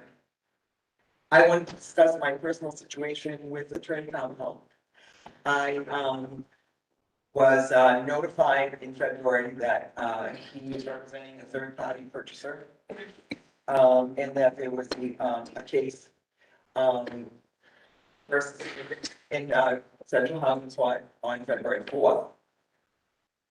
I was waiting in the hall and I was approached by the gentleman who introduced himself as Attorney Carvajal, plaintiff for his attorney for the plaintiff, Long Hung, who I knew to be a man named Kyle, and Kyle only.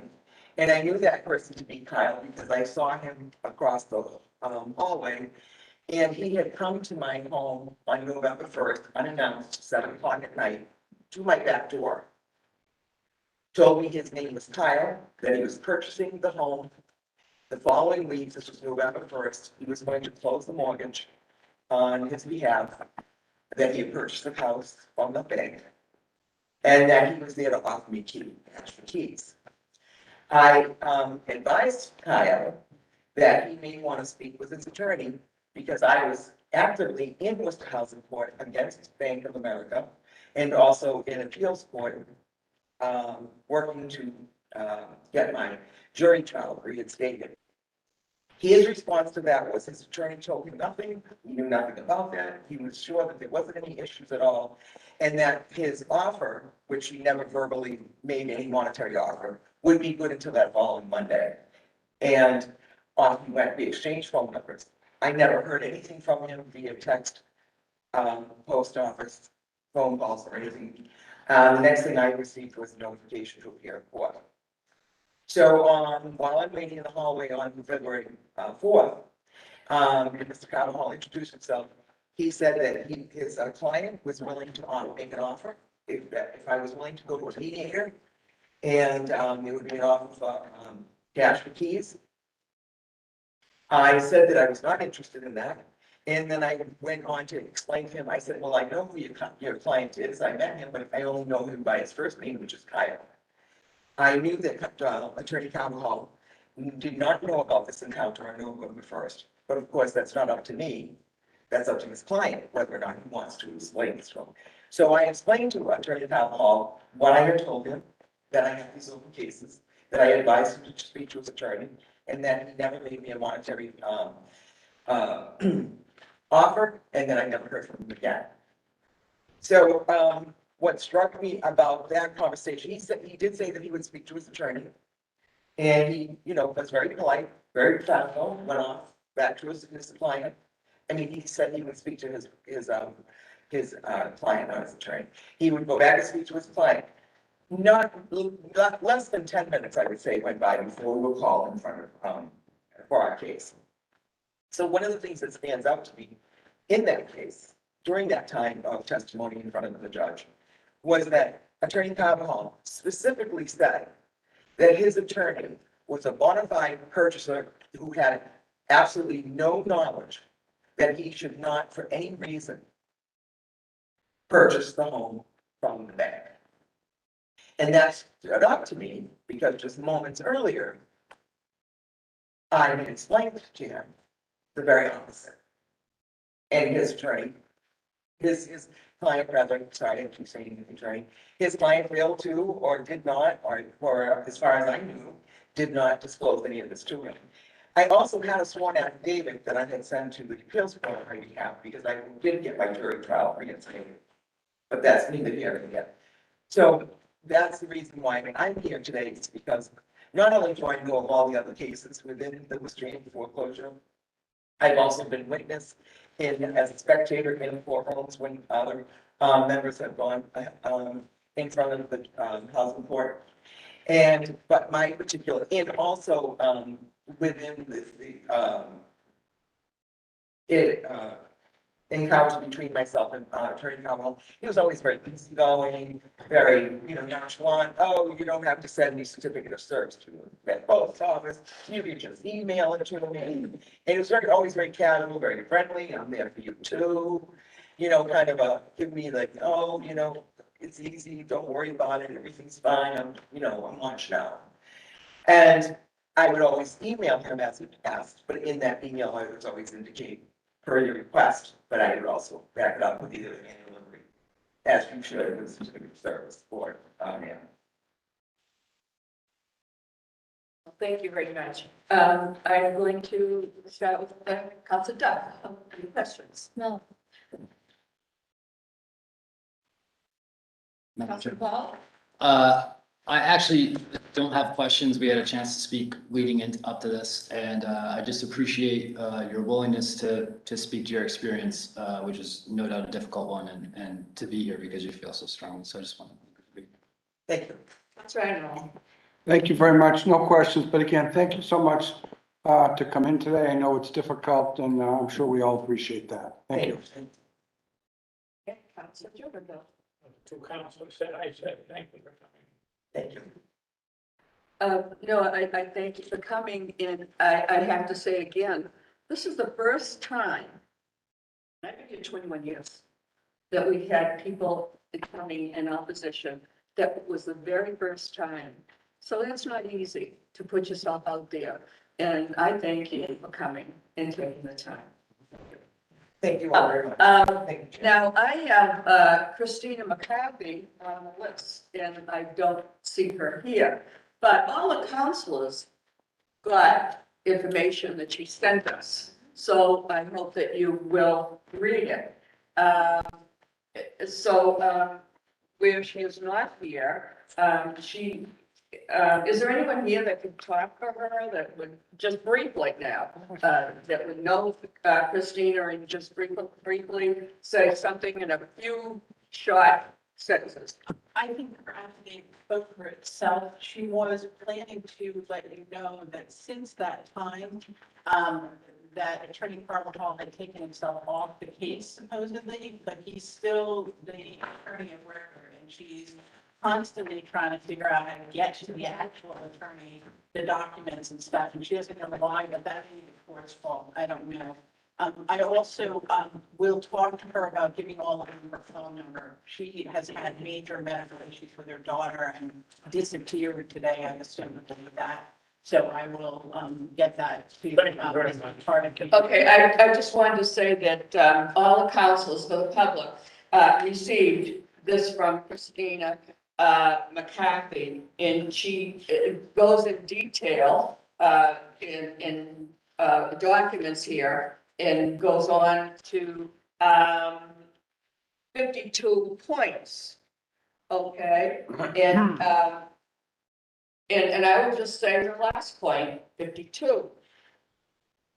Okay, let me do, okay, she talks about different things that he's done. Now, 50, she said, these are underhanded, dishonest, tricky acts. Our judges are supposed to be worthy of respect, even-handed, moral, and decent people.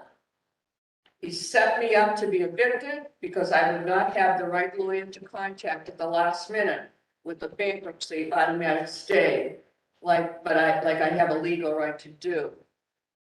People who respect our laws, legal, precedents, the court's rules, and don't try to take unfair advantage of pro se parties and a single mother like this who works really long hours and is fighting to keep her kids healthy and safe. In her 52, I know it's long, I wish I could read each of the 52, but I know that I can't. 52, no one who believes in an impartial judiciary that is to even-handedly enforce our laws would make someone like Carvajal a judge. So that will be public if anyone in my office, if anyone in the council office, if anyone wants to see this. It is quite prolific. It really, really is. So very specific, 52 points. So that will be in the record. Our next witness, it was Wanda Karina Herrera, and she couldn't make it. Okay, one sentence. I won't speak for her, but I'll give her number to everybody. Okay, all right, that'd be very good, because when we are voting next week, we will read whatever she has to give her that due fairness. Thank you so much. Okay, our last one is Steve Jenkins. Welcome. Thank you for having me.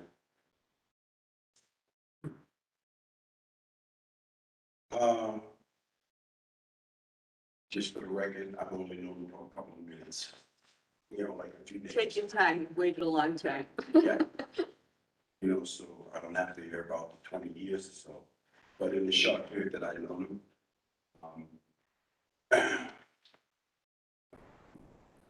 I was wondering, what was the next step? I went to court, had a hearing, told me can't follow through with the hearing because of go ahead and sign off some documents. So we had so the judge said, continue to the next month. In between that time, well, the judge, she said, nothing's going to change. That made me feel very uncomfortable. I just felt like I have no way out. So what I did in between March and April is that I called Mr. Carvajal and I asked him my alternatives. He didn't give me none of those. But he did ask me if I wanted to leave my home or have to leave my home, and I said no. Okay. Excuse me 1 second. Can you really make it simple for the folks on the YouTube? You said you went to court. I know, I think I know, but what did you go to court for? But there's a lot of people that go to court for what? If you could Yeah, excuse me, could make you it simple. tell us the purpose? Yeah, why were you went in to court? So that That's what I we meant. know. Thank you. Mr. Carvajal represented a third party, said they bought my home, and so they wanted to be evicted. So I went to court for a hearing. Okay, Is that clear? Thank you. continue. So, in between the time, March and April, the next court date, I did have a talk with Mr. Carvajal, and he told me, and he asked me what I wanted. I told him, I don't want to leave my home. I have a 13-year-old child that I adopted, so I have been taking care of him for the last 4 years. I didn't want him to leave. I didn't want him to be homeless, whatever you want to call it, whatever the situation would apply to him.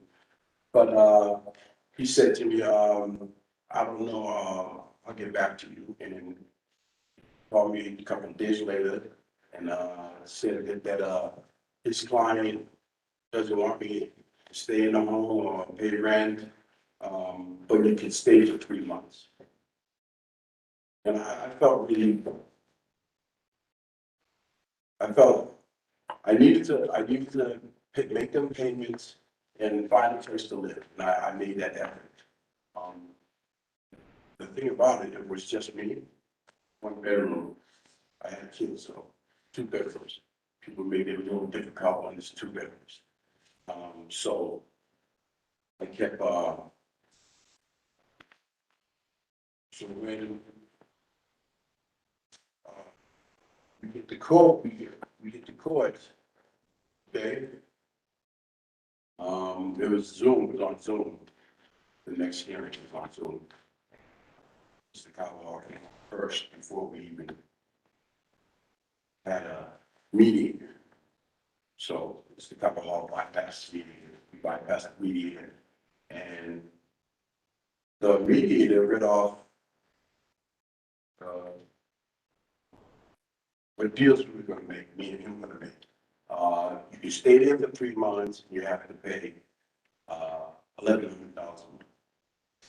I made an offer. He said, oh, no, just 1100. I was squeezing my fingers just to make that offer, but, so that was already written up, and by the time, the mediator came in, he read it off, asked me if I want to sign it, so, they electronically signed it, supposedly. But when I left the Zoom room, the mediator came down, gave me the paperwork, and there was nothing to sign. And I thought I was, just dealing with my colleagues and my associates. I thought they let me know that it should have been written off by the judge. None of that happened. Just whizzed me right out the door. And I was on my own from that. So me, thinking that nowhere to go, what am I gonna do? I thought that the whole process was kind of shitty. Because you got me out the door, you got me out off the list. But my concern was, how does Mr. Carvajal represent somebody who doesn't own a house and try to evict me from it? And those were the questions that came up after I went to the hearing. I didn't hear from nobody after that. But as far as focus on Mr. Carvajal, I don't know the process that we went through. I don't see him. I'm afraid for people like me who have to go in front of him. And his thought process like this quickly, I'm already going to get rid of this guy. That's the way I feel. But we're not dealing with feelings today, I guess. But I was listening to all this great stuff you did. You need to stop. That's what I would like to. But that's all I have. Well, we appreciate you coming, and, it's difficult to come and speak publicly. You always like to, it's easy to talk positively, but you're talking facts, you're talking the truth, and we appreciate it. I'm going to call on Councilor Junigal. Good afternoon. Where are you from? Mr. Mass. Born and raised in Worcester? Born and raised in Worcester, Mass. Worcester City Housing. Yes. No further questions, thanks. Councilor Rydell. Yes, thank you very much for coming in. Help me out a little. You owned this home? Yes. Okay, and how long did you own, when did this happen with Mr. Carvajal? June. So, very recently? Yeah, very recently. And how long, and you lived there with your son? Yeah, I adopted the son 4 years ago, almost 5 years ago, Okay. And how long have you lived in this home? since 2008. 2008. Yeah. So you bought the home and you had a mortgage on the home? Yes. And that's what I'm trying to get at. And Mr. Carvajal represented, in your case, he represented what, the bank or? Third party, someone that bought, they foreclosed. Go slow again, what's that? The bank, they sent the bank foreclosed on mine. And were you aware of that? But I thought it was illegal. No, but were you aware of the foreclosure proceedings? You saw them? Was I aware of the foreclosure proceeding? Yeah, the bank foreclosed on your home. I assume, and I could be wrong, you didn't make the monthly mortgage payments? The monthly mortgage payment is right. And how many months were you in arrears? How I many? couldn't tell you. They stopped taking the money. Okay, and when did Because they? I noticed that there's people here, thinking, well, you shouldn't make the payments, you didn't make the effort. You guys are wrong when it comes to that. Okay. I made serious effort. And when I did, kept money in the bank, because when I got the house, I said 3 months of mortgage, so I'll never get behind. sure, But I went into the hospital, got sick, things happened. no question, I totally. You're asking me questions like I made no effort whatsoever. I didn't say that. when did you first stop paying the mortgage? 2017. 2017. And do you still live in that home today? You still live in the home? And have you made any mortgage payments from 2017 to now? So you've lived in this home for 4 years since you've stopped paying the mortgage payments. And help me out. What do you think you should be living? I'm trying to get a sense. Yes. Okay. Because the contract that I signed Yes. said that if I got into any financial situation, that I would have a hearing. I'd have to sit down and we would negotiate. It says in their advertisement, we will keep you in your home by any means necessary, by any possible means necessary. I never got to sit down to renegotiate to see if I got, if I could work out a payment. They never gave it to me. They said that When you say the bank. the bank said that they live too far away. But, the reality is that when I got that mortgage, my bank was only 5 miles away. Sure, no, They use that. I get so angry with the way the system is going. I mean, how does the judicial system work for a bank? That's what I feel. yeah, no, I Don't totally, have to be true, but that's the way I'm feeling, being in the situation that I'm in. no, I totally understand. So I'm just curious, what was your expectation? You stopped paying for, legitimate reasons, it appears, your mortgage in 2017. 4 years later, we're in 2021. What's your expectation what would be the ideal hold on one second. What would be the ideal situation for you?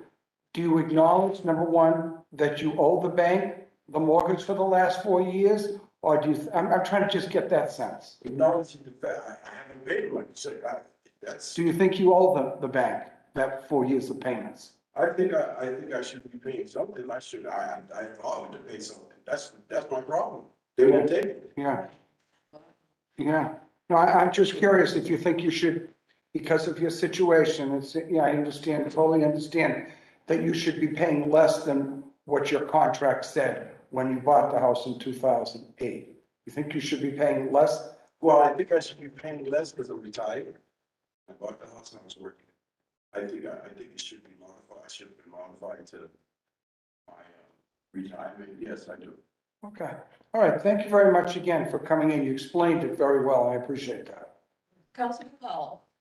Yes, I just, 2 things. I want to thank you for being here, like the previous witness, to come and testify to your experience. I think beyond the scope of this hearing, we're hearing a lot about how the ripple effect of housing insecurity and the difficulty that folks facing housing crises face navigating the court.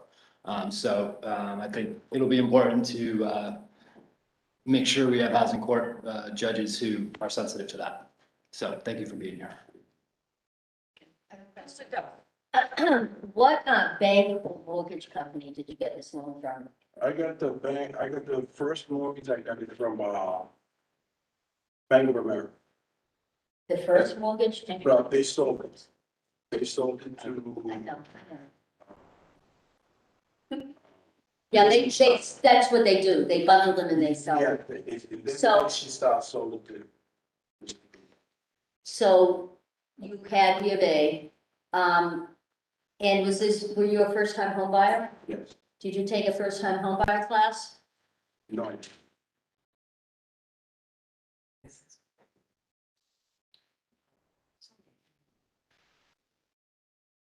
Sorry, you didn't do it again? I am. Okay, first of all, I know this is a very complicated, situation that you're in. So, Attorney Carvajal represented the bank, am I correct? No, you represent the third party. Okay, all right, so you have to explain this to me, how this works. So, you told me you got something that wasn't signed, that was supposed to be signed by this nominee. Tell me about that. What did that mean, that it didn't get signed to you? Well, when I made an agreement, when the judge told me that I had no other alternative, I made an agreement to take the 3 months. 3 months and pay rent till June 30th. And, documents from the media sessions that we had were given to me, but they weren't signed. And what did they say? What was the agreement that they made that wasn't signed? I just The don't. agreement of paying them. 3 months. Yes. 3 months. to June. Okay, tell me, what part did Attorney Carvajal play in this at that point? No contact with you at all? Okay, so what happened? How were you prevented from not paying your mortgage? You said they would not accept The it. bank, I was like prevented, I would send the mortgage in and it would be in my bank account the next month. You know what, this is a point of information, and I don't usually do this, but I know that Grace is an expert, 35 years. Can you explain that about the bank, because we don't know? Let me say two things. One, We just have my, take this thing. he has an affidavit that explains all of this, that with him, that he will sign and give all of you, so that it has more detail than what he said. In terms of the question that Councilor Ainella was asking about the mortgage, he has an FHA underwritten mortgage, and FHA underwritten mortgages have special protections that you pay, you spend extra time to get the mortgage, and with it come particular protections. FHA figured out decades ago that if you want to stop the foreclosure, the most effective thing is a face-to-face negotiation. It's written into every one of their mortgages. So if you fall behind, they have to, within 3 months, so that you'll have plenty of capacity to catch up, come and offer you a face-to-face negotiation. They have to send a letter offering it to you, and then if you don't respond to the letter, they have to show up in person to offer you the face-to-face negotiation. So what Steve, as I understand, is saying is that he reached out to them, they didn't work with him, and they didn't fulfill the language of the mortgage contract that requires them within 3 months to come and face-to-face offer him a face-to-face negotiation. So they violated the rules of the contract, and they are not allowed to foreclose if they don't hold that face-to-face meeting, which means they also violated that of the contract. But if I'm understanding him, and maybe you can clarify this, he actually was sending them checks that they didn't even have. So I think it was several levels. The last thing you were asking, and I think he was confused, I'm sorry, Counselor, from the way you phrased your question, because Massachusetts foreclosures are done by auction, they're not done in a court. Pro se litigants are always confused if that's referred to as a foreclosure proceeding, because to them a proceeding means going to court, but you don't actually go to court. They show up in auction. And so I think what Steve was trying to explain is they came, auctioned the house. The bank claimed to have purchased back. Of course, we know the auction was never back because he didn't get his face-to-face meeting. So that's what he's referring to, saying illegal auction, and that and then at some point later, I think during COVID, this happened a lot, a third party purchased the title that the bank That was Attorney Carvajal? and Carvajal represented the third party purchaser, and that's why they're referred to as a third party purchaser, and that's the term that Steve keeps using. But so that's the situation that almost everybody who's been a defendant in the case with Attorney Carvajal has been in a situation where he is representing a third party purchaser who claimed to get the title from the bank, generally where the bank claimed to have purchased their own title at foreclosure. And that's how most of these cases have ended up in Attorney Carvajal's hands. And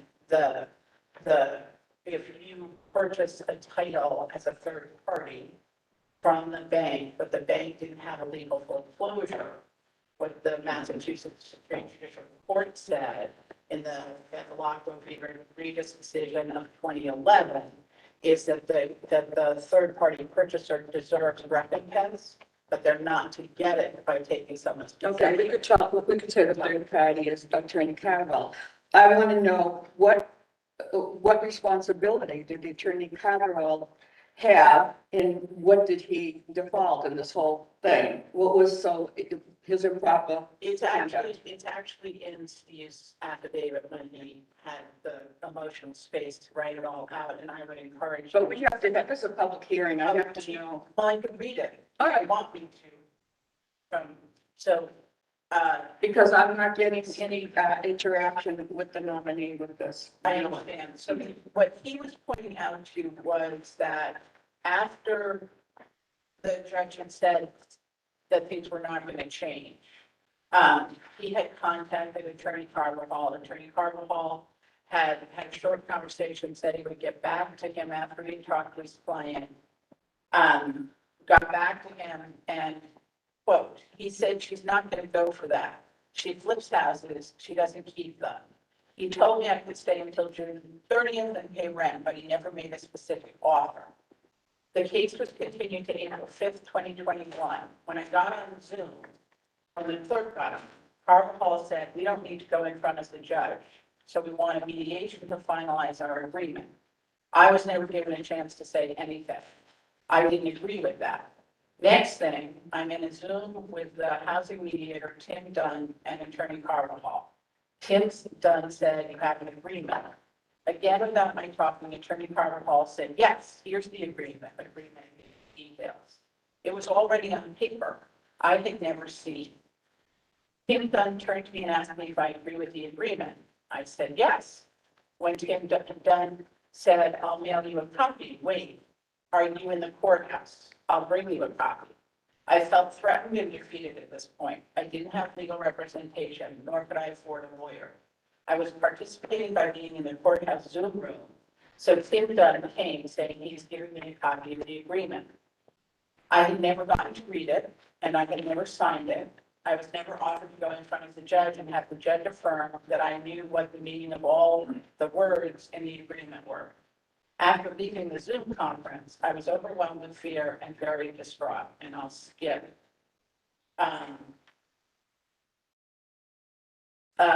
As he's talking, well, my first thought was, what do I say to my 12-year-old adopted child? Feeling lost and discouraged, I held off from saying anything for weeks. When I finally told him by stating that we may have to move, he said, no, God, Dad, that would mean that we're poor and we'll have to move to an apartment. He had many concerns, grades, school, friends, visit with his mother, etc. I wondered about the court process and how could they sell my house when the judge never signed off on the decision. When I finally pulled out the actual agreement, I found out it was never signed by anyone. The judge never signed off on it. So I understand it's not the same thing as a judgment. That I said I had agreed to give away my life, that is my claims, to my and my son's home. And that's what he found out later when he had read. Counselor Idelli. Yeah. Thank you very much. I know nothing about the housing court. The last time I was in the housing court, it was in Judge Paul Garrity's session. I was a custodian, okay? I've never appeared, and nothing at the housing court. So see if I have it right. Steve, you explained it pretty well. He had the issue with the bank and the bank didn't follow up with the requirements that you talked about. So the beef, the way I look at it, is with the bank, they didn't have the face-to-face meeting, they didn't do this, the bank screwed up. So at that point, the bank forecloses, auctions off the property, this third party buys the property. I think that the third party actually bought later, right? There was an auction, the bank bought back, and then. And the third party eventually. And the nominee represents the third party. And these third parties, are they just private citizens? They vary. Okay. Sometimes they're LLCs. Okay. I'm just surprised how they all come, these various people, how do they find him? I don't know, maybe he specializes in this, but, okay, I get all that. So obviously, just to tip off Attorney Carvajal, I'm definitely gonna ask you, sir, to sort of explain this, okay? I get that. So he has a beef, or looks like the bank and him didn't get together. Obviously, I don't know if the bank sent them letters, I don't know if the bank went there. I understand with this gentleman. is saying. But I guess what, I get it, times are tough, I get it. But I guess my point is, you take a mortgage, you owe money, I know what you're gonna say, but don't you have to pay the more, I'm gonna ask him this too, like, at what point is it 2 years? And hold on one second, I didn't finish my question. This case is 4 years old, he hasn't paid, I know he put money aside, but at what point do you think, you know what? It's 5 years, it's 6 years, it's 10 years, it's 20 years.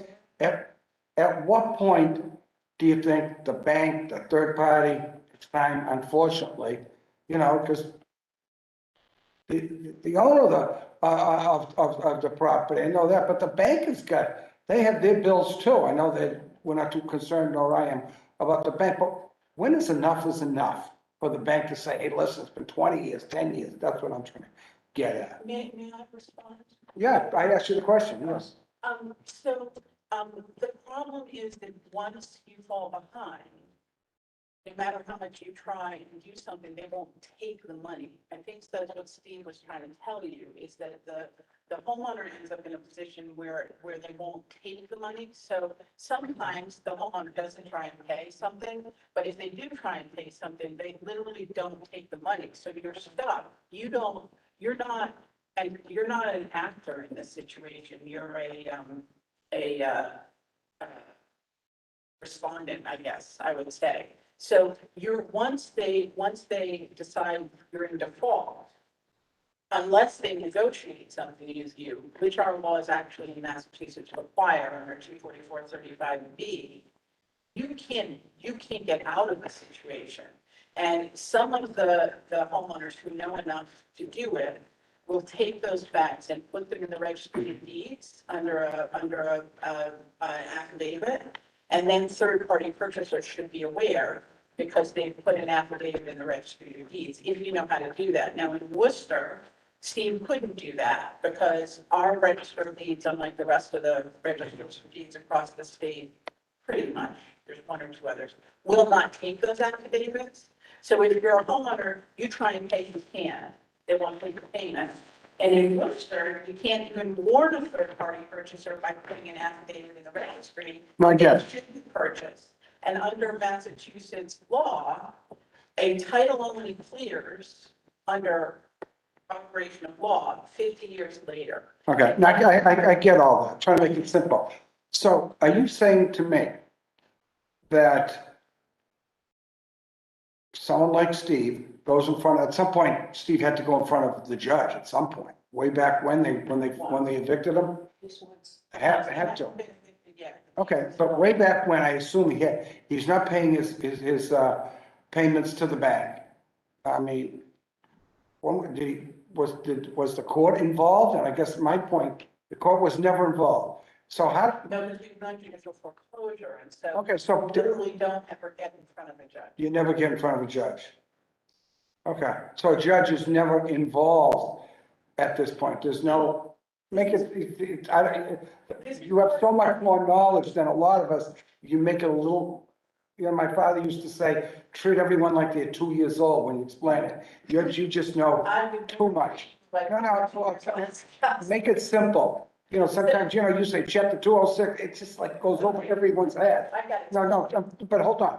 So when someone's behind in the mortgage, whatever it's 2, 5, 10 years, the court is not involved. Right, the court is not involved, and in fact, it's the reason what I was gonna add, what you were saying, is the reason there's so much pressure on the housing court judges is because in our non-judicial foreclosure system, you don't have a right to court in a foreclosure. The first time you have a right to court is as a defendant in an eviction case. And where a housing court doesn't have jurisdiction over title, we're in this conundrum situation where you're now in front of a judge who doesn't have expertise in real property law, doesn't even know kind of the most critical elements of running a case for title because they don't run them. And yet somebody like Steve, that's where he is. And up until you're in housing court being evicted, there's no way to force a response from the bank at all. You can call the governor's office, you can contact the Consumer Finance Protection Bureau, but literally no one can force them to talk to you. So you can be in the house for 10 years, trying periodically to get them to talk to you. And you literally, they won't take your money and they don't have an obligation to talk to you. Yeah, just thank you, and just a question, Steve, I'm just curious. Since 2017 to the present, well, I was gonna say I assume, but did you write letters, back in 17, back in 18? No. To the bank? In other words, do you have a paper trail? Hey, listen, I wanna meet with you, I've got financial problems, I wanna pay you, but I can't, I have a son who lives, did you write them letters? No, I did not.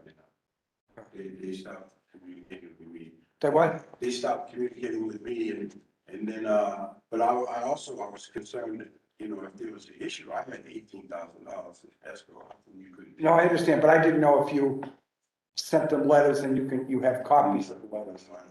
Okay, thank you. I think honestly, Counselor, that people fight really hard up until the election. They call, they write, they try and reach their, you know. No, I understand. I didn't know if he had any of the letters back in 17, he didn't write any of them. Well, right, we'll look for, I think he will have stuff pre the auction. The No, auction, that's what I'm talking about, since he stopped paying. right, the auction feels like the death knell. I understand. Thank you very much, appreciate it.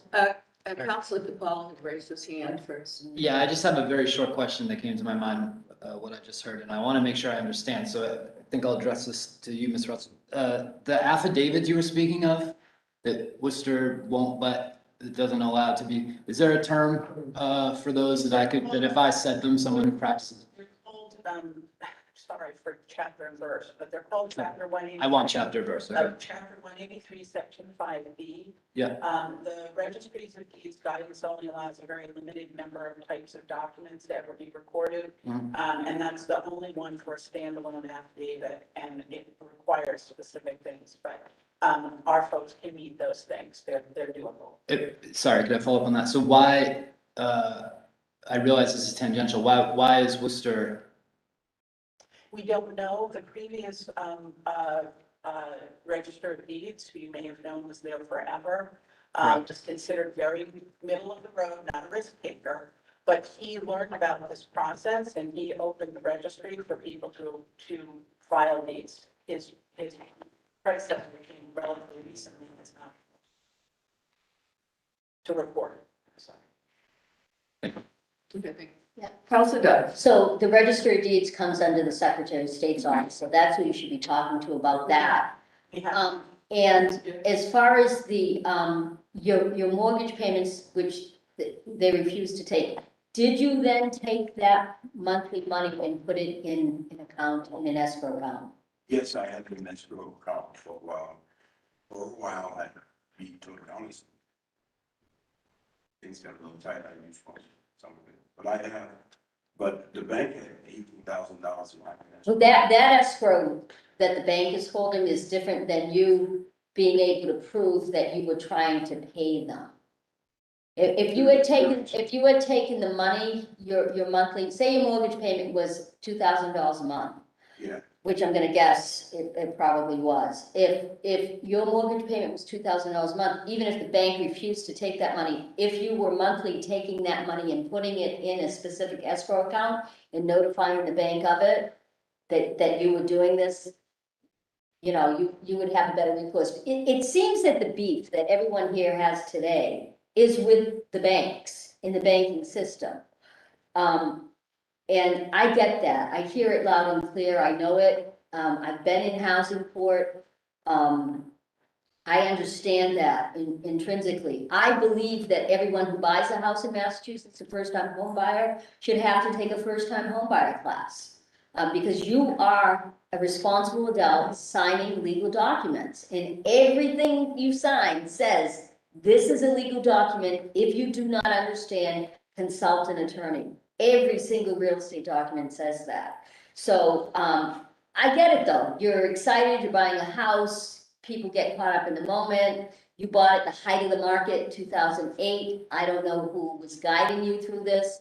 If you were using it's the difference between using a local bank and not using a local bank. I mean, it really truly is. You didn't have somebody that you could go talk to. because your mortgage had been bundled and sold. And that's the type of thing that you would have learned if you had taken a course that if someone had encouraged you to do, maybe you would have done it, I don't know. But I think it's important that people do those things, because I just hear this story over and over, and the beef seems to be with the bank. I don't know how you can hold an attorney who's doing his job responsible for what the bank does, but that's a different issue. I hear you loud and clear, and I'm sorry for the trouble that you've been through. I've seen this happen over and over again, where people can't speak to banks because they're working with, you know, a conglomerate. They're not working with the local bank. That's the difference. It really is. And unfortunately, if someone had educated you before the whole process, you probably wouldn't have ended up in this pickle. So. Yes, did you want to speak? I don't know the proceedings. Is it okay if we Sure. speak at this point? Thank you so much. You need a mic, though. Okay, thank you so much. I'm just a little confused. I thought we were here specifically for what, Attorney Carvajal did or did not do. That's true, that's. And we I continuously hear, councils keep talking about how much was your mortgage, who was your mortgage, why did you pay your mortgage? What's it? We're constantly talking about that.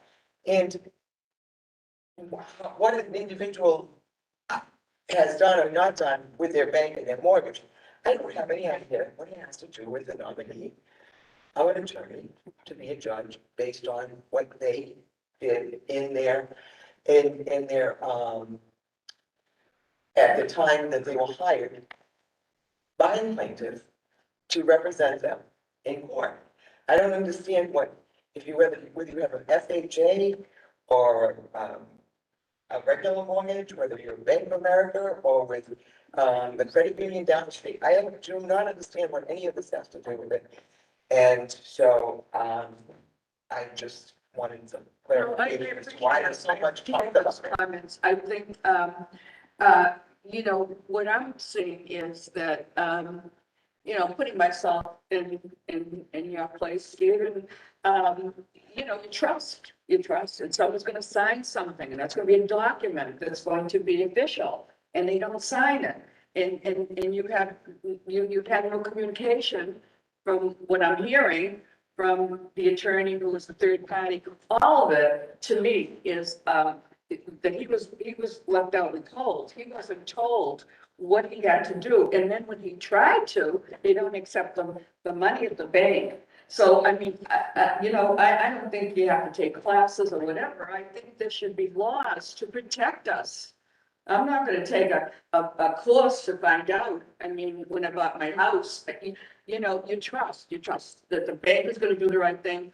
The third party, I don't quite understand this, to be honest, how, Attorney Carvajal. And so what I was going to ask Steve, what relationship did you have with Mr. Carvajal? What did he do? When did you approach him and say, hey, look, this is wrong, I want to pay, I got escrow? I don't have those answers, okay? So I appreciate what you're saying, I understand. Well, his only concern was postponing that conversation with not come back. Okay, When I did ask him, what can I do? Crickets, he never, it was like, So- but the reality is that he doesn't have to say anything to me because he's representing the plaintiff. Correct. But the way people are talking about how outgoing he could have told me I had alternatives. You know, you don't have to say that. You don't have to say what they are and what I can do, but tell me I had alternatives. we know what's coming to my mind is that, you know, I've got a lot of testimony from people who will call me, and then he talks in the hallway and nice and says, you know, you shouldn't do this, you're not gonna win, you're not gonna lose, but he never, you know, came forward to you to advise you right or wrong. So there was no communication. So you're here now. Tell me specifically the reason you're opposing Attorney Carvajal. The way the process went. Okay, so tell me, I don't. tell me what you feel he could have done to you. I know he's not representing you, but what could he have done to make sure that the documents you got was signed? Did he have something involved in that he should have had that signed? Yes. Okay, so that's where the law lies, right there. That's, That he should have looked at to make sure the documents you got, and you never did, or you got them unsigned, I'm sorry. and that you never had an opportunity to go to judge, you had no opportunity to talk to anyone. So it seems like this was very one-sided. And, you know, I don't have to be a rocket scientist to know you were wrong. You were wrong. And I appreciate you coming to talk about this because, what do I know? But I feel that he had a responsibility to make sure what you were sent was signed by people. I mean, you know, when you buy a house, you have to sign it. I mean, you have to sign everything in life, you have to sign. So that's where it lies. I don't understand why this nominee would do that. That's unfair. And I know there's laws that don't allow that to treat someone like you. But I would be in the same position as you are. But my whole thing is that you had money in escrow so that you were able and willing to pay the mortgage, but you were prevented because of all of this misjustice, really. Would you say that? yes. Yeah.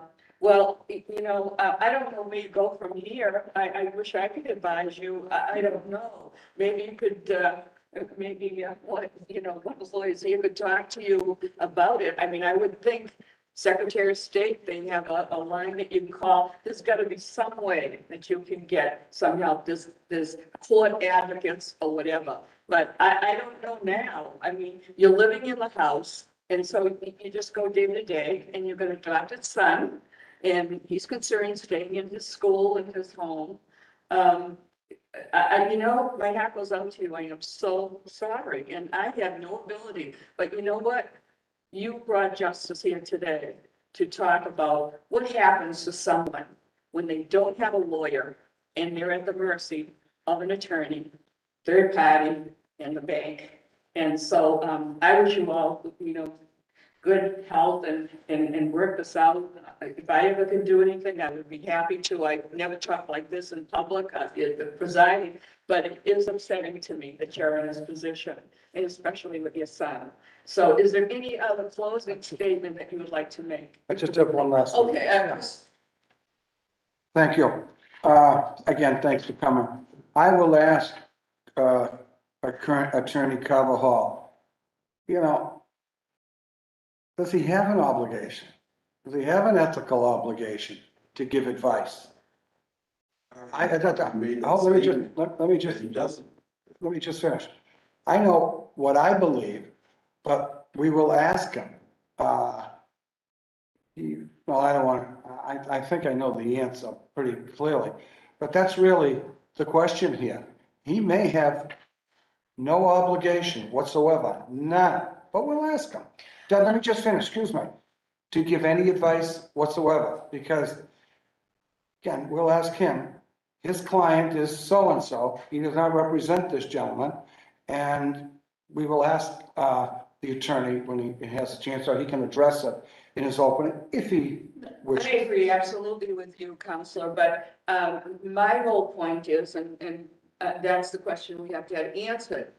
What part did he play in that document that was never signed, that was sent? And that's where it went south. That's where it went wrong.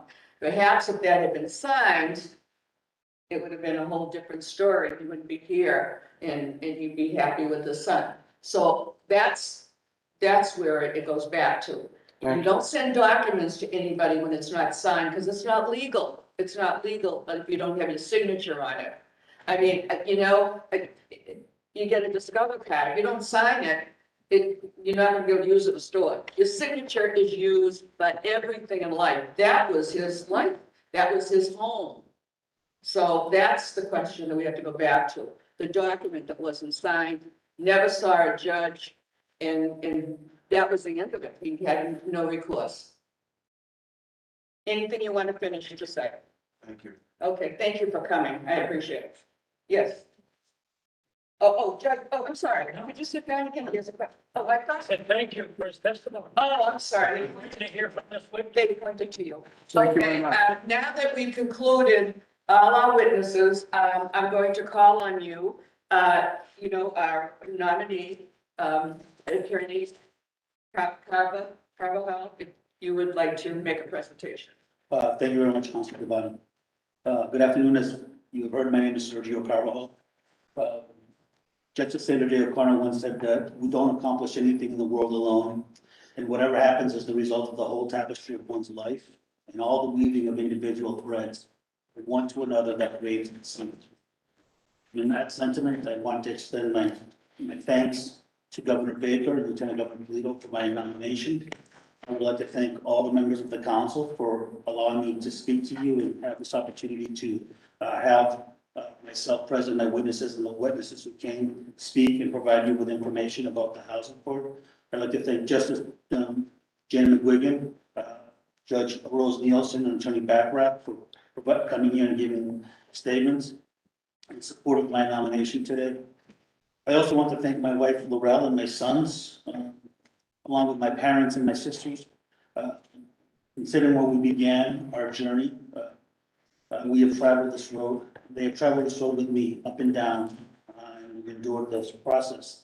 My parents, my wife, my family, my friends, and my colleagues have been a great source of strength and solace in this endeavor. My parents have been provided me with lifelong love and support. And at this stage, it is a great honor for me to be considered for one of the most important roles an individual can hold in government, just to be a judge. I also like to give some thoughts to a friend of mine, Attorney Greg Angelini, who is a dear friend who passed away recently. Attorney Angelini was my mentor. He was extremely supportive to me as an attorney over the past 20 years of practice. We began as adversaries on the opposite ends of the table. And over the course of our professional relationship, we became very good friends. And this all began with my days of legal services. Later in private practice, Attorney Angelini reached out to me and asked me to co-counsel with him a case in federal district court against the United States government, which was a pleasure to kind of work with him and some of the other lawyers involved in that case. And I wish he had been here today, but he is here in spirit. He always provided me with advice, insight, and wisdom throughout the course of my career. As many of you may or may not know, I was born in the Republic of Chile during a time of great political upheaval. My father was a political refugee and came to the United States in the 1970s when I was just a child. But I was old enough at that stage in my life to witness what tyranny and lawlessness can actually do to common people. I still carry memories of those days to this day, and they're always with me in whatever it is that I do. Throughout the course of my professional career, my parents, along with my family, have helped me keep this experience in perspective. They've instilled in me and my sisters a sense of duty and service to others who are less fortunate than ourselves, regardless of our own position in life. My parents have exemplified strength of character, rising others up even when they had little to offer. I witnessed this firsthand. They taught me about empathy and humility, and also about work ethic and being able to accept praise for a job well done. I watched my parents toil for justice and fairness, navigating a society at that time that could be dismissive, could be demeaning, and at times could be exclusive.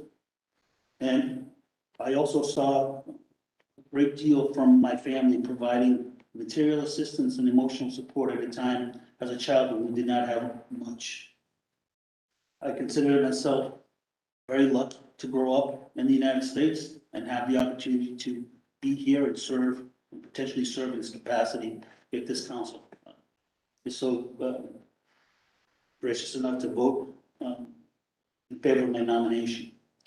During the course of my 20 years of an attorney, I have effectively and zealously represented parties, regardless of their legal station or their legal position. I have successfully represented professional racists and those who've been openly antagonistic toward me because of who they perceive me to be personally. I've been able to set aside my own personal biases, my own views, and represent clients to the best of my ability, all within the confines of the rules of professional responsibility. I have assisted individuals, business, municipalities, government agencies, and others in obtaining their legal objectives. And I've always relied on facts and law, not ideology, not passion, to make winning arguments in various forms. Empathy and fairness are the two qualities that I admire most in judges. I have marveled at how certain judges handle difficult situations without getting rattled. And I think many attorneys and judges would agree that serving or interacting with unrepresented parties can be some of the most challenging at times. Throughout the course of my career in housing court and other forums, I have encountered a large number of unrepresented litigants. And in the housing court is one of the few forums where an unrepresented litigant can actually beat you and put you through your paces. I've had to sometimes deal with litigants who are facing a great deal of money that is owed in rent, and I've always tried to treat each litigant with respect, with dignity, and with courtesy.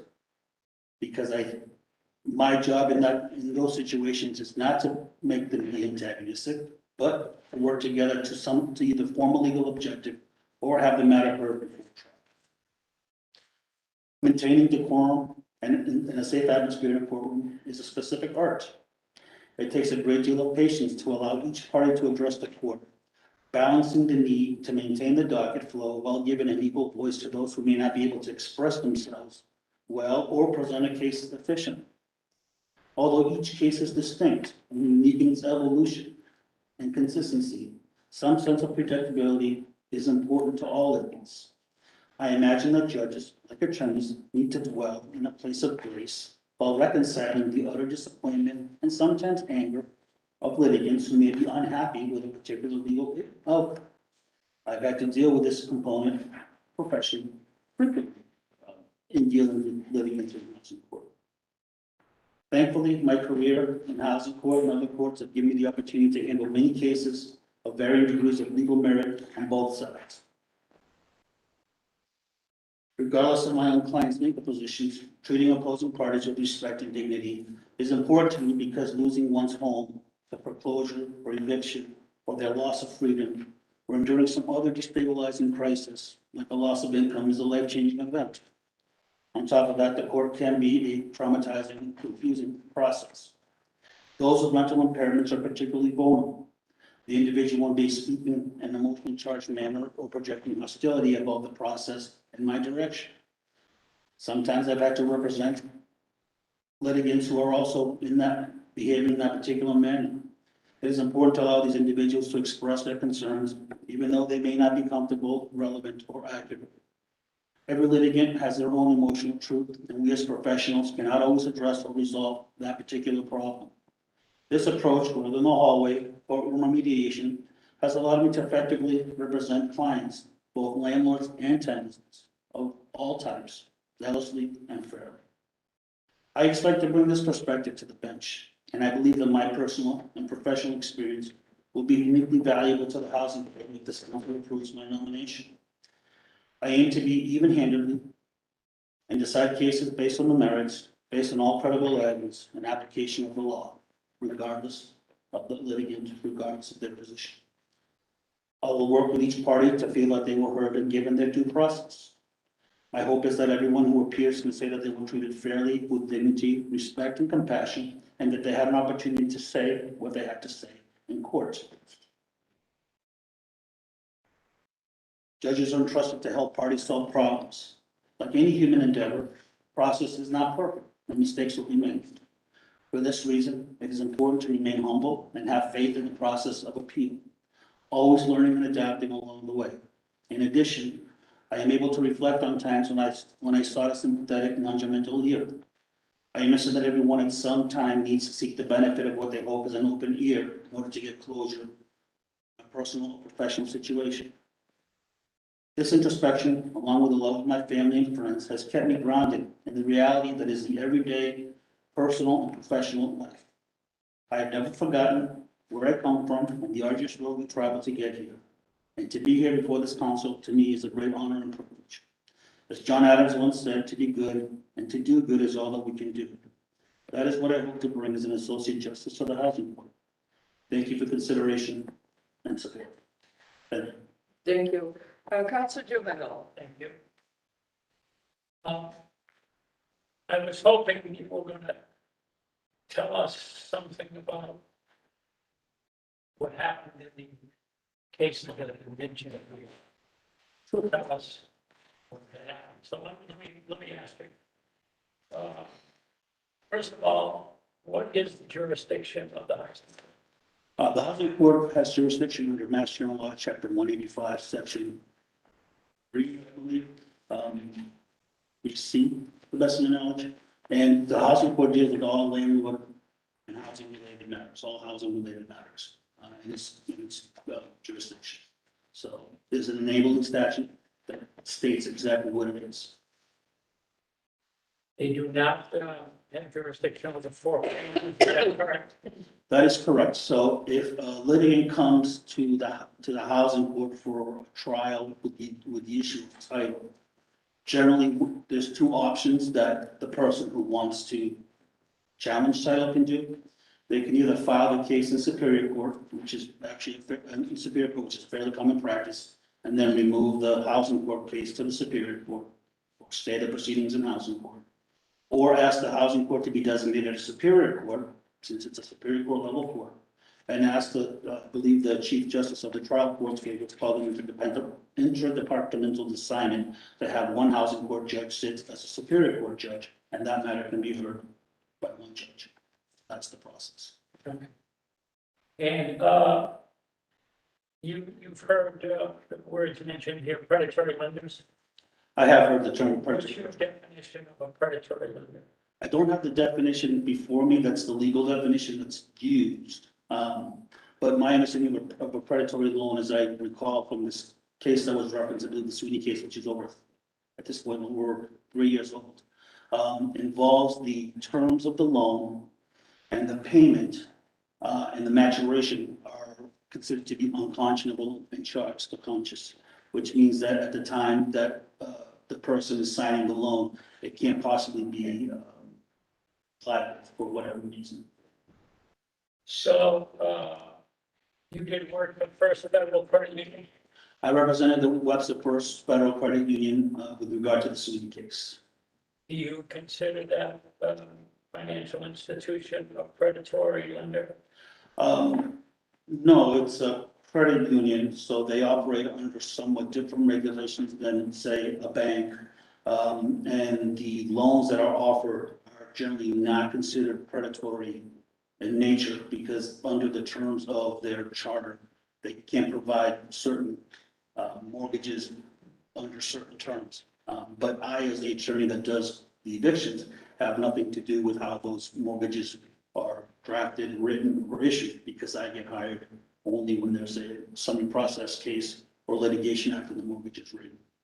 So if a bank or a credit union is issuing a mortgage, raises the value of the property and raises the applicant's income so that it would clear whatever rules and regulations are in that field, would that be predatory lending? I think it would vary, and I'm not a predatory loan or predatory lending expert. Okay, so let me get the chase. Ms. Sweeney indicated that the bank, the credit union, put a very high value on her property and then used her salary of $6,000 a month. According to her, she's a part-time real estate agent. She had made $6,000 in one transaction selling a home. So it wasn't $6,000 a month, but she said they did that, obviously. She accepted the loan because of that. Would that be all right to do something like that as a lender? I can't speak to the lender because that's an. No, I didn't ask you to speak to the lender. I just gave you the scenario based on Ms. Sweeney's affidavit and testimony that the bank raised the value of the house much more than it was worth, which then allowed the bank to give a higher mortgage, and then took her $6,000 check for one real estate transaction and put in the paperwork that she made $6,000 a month to cover. That would make her a good lender to cover the payments, wouldn't it? I believe, based on my recollection of the case, went forward through trial, that the loan as it was offered was called a 7-in-1 loan. What does that mean? It meant that the period of the loan would be at a fixed period for 7 years and then never go up or down anything more than 1 Okay, or 1%. Go back to the point I made. If the First Federal Credit Union raises the value of the house on the loan documents and puts in that she's making $6,000 a month when she wasn't, would that be something that would be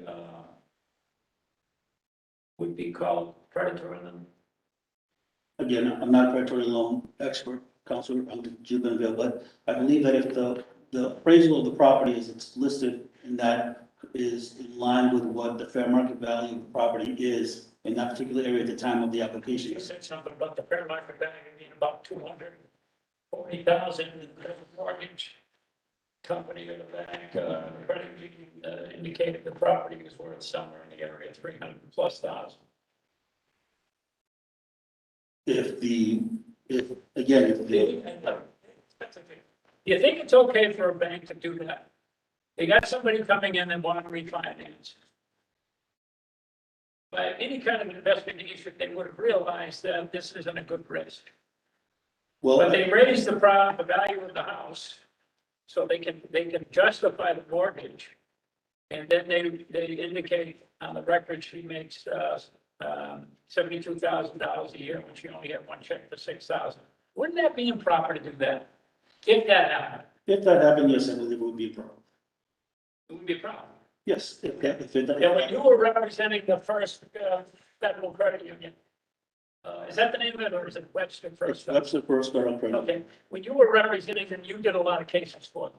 I've only handled 2 cases for them. The Sweeney case, Yes. and what's the other one? The other case is a series of cases arising out of another property located in Shrewsbury. Okay, so when you looked over, or did you look over the financial documents that Ms. Sweeney sent?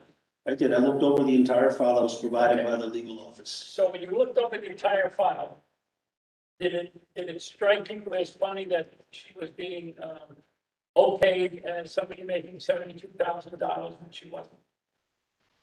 Based on what I recall seeing in the file several years ago, I believe that the mortgage that was given to her was appropriate because at the time, I believe she also had a store. She had a boutique for which she was also earning income in addition to the real estate transaction that she mentioned.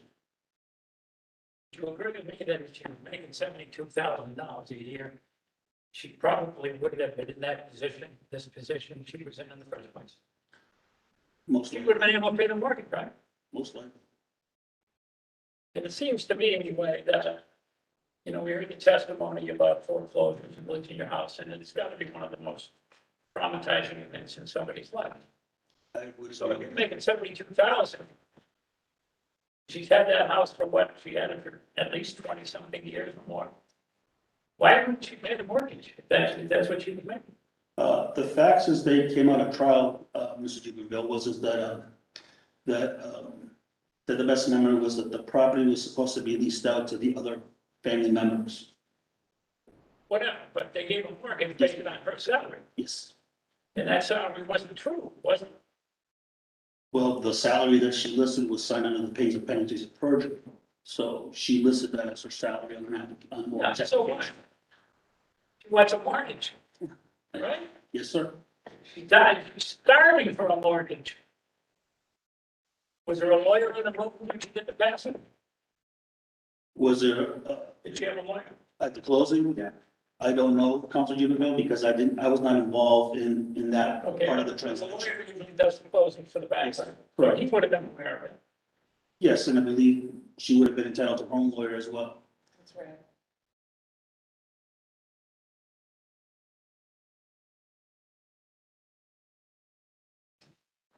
You met this lady a few times. Miss Sweeney, we interacted in court several times and then one time at a coffee shop as it was referenced.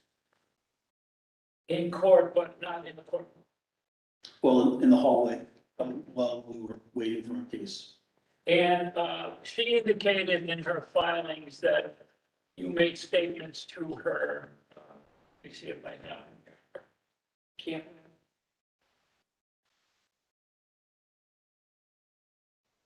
That she wasn't going to win. Did you tell her that? No, I've never made any such statement to a litigant. I've been an attorney long enough to know that even though I'm an attorney, that a pro se litigant can and will make a very good legal argument. And Ms. Sweeney was a very good, worthy legal adversary. She was a very effective advocate for herself. My question was to the point here. If you're going to be a judge, you got to listen and answer what the person's asking or saying. Did you ever say to her she wasn't going to win her case? No.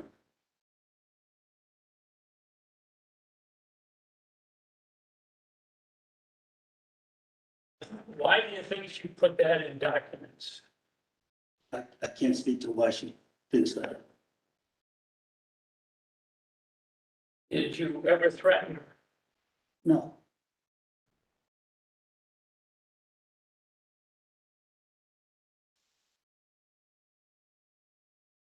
Email, you're aware of the email Yes, dated September 5th, 2019? I'm aware that I wrote an email, but I was not aware that it was part of a record investigated here, so I don't have it in front of me. Nobody brought this to your attention? Where did, yeah. Never been an opportunity. He doesn't have it. Who doesn't? The nominee. You go to count,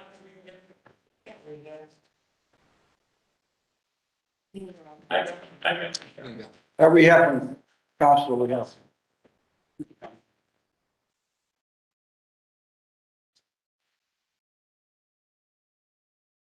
I saw that.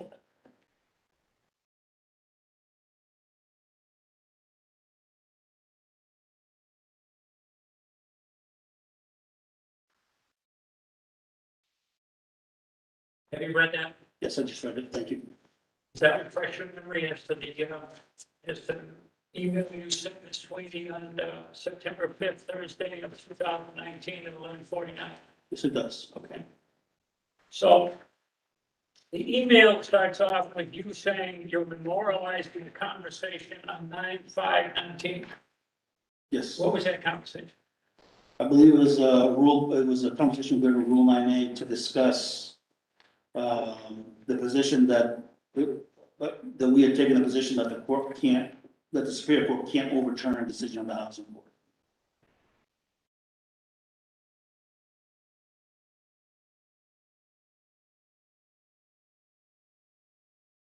You say, I'm writing to inquire if you, your son, your daughter-in-law would agree to dismiss the cases with prejudice, correct?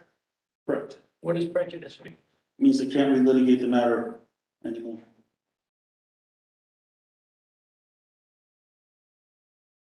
This means that the case can never be brought back and you would be barred from litigating the issue, correct?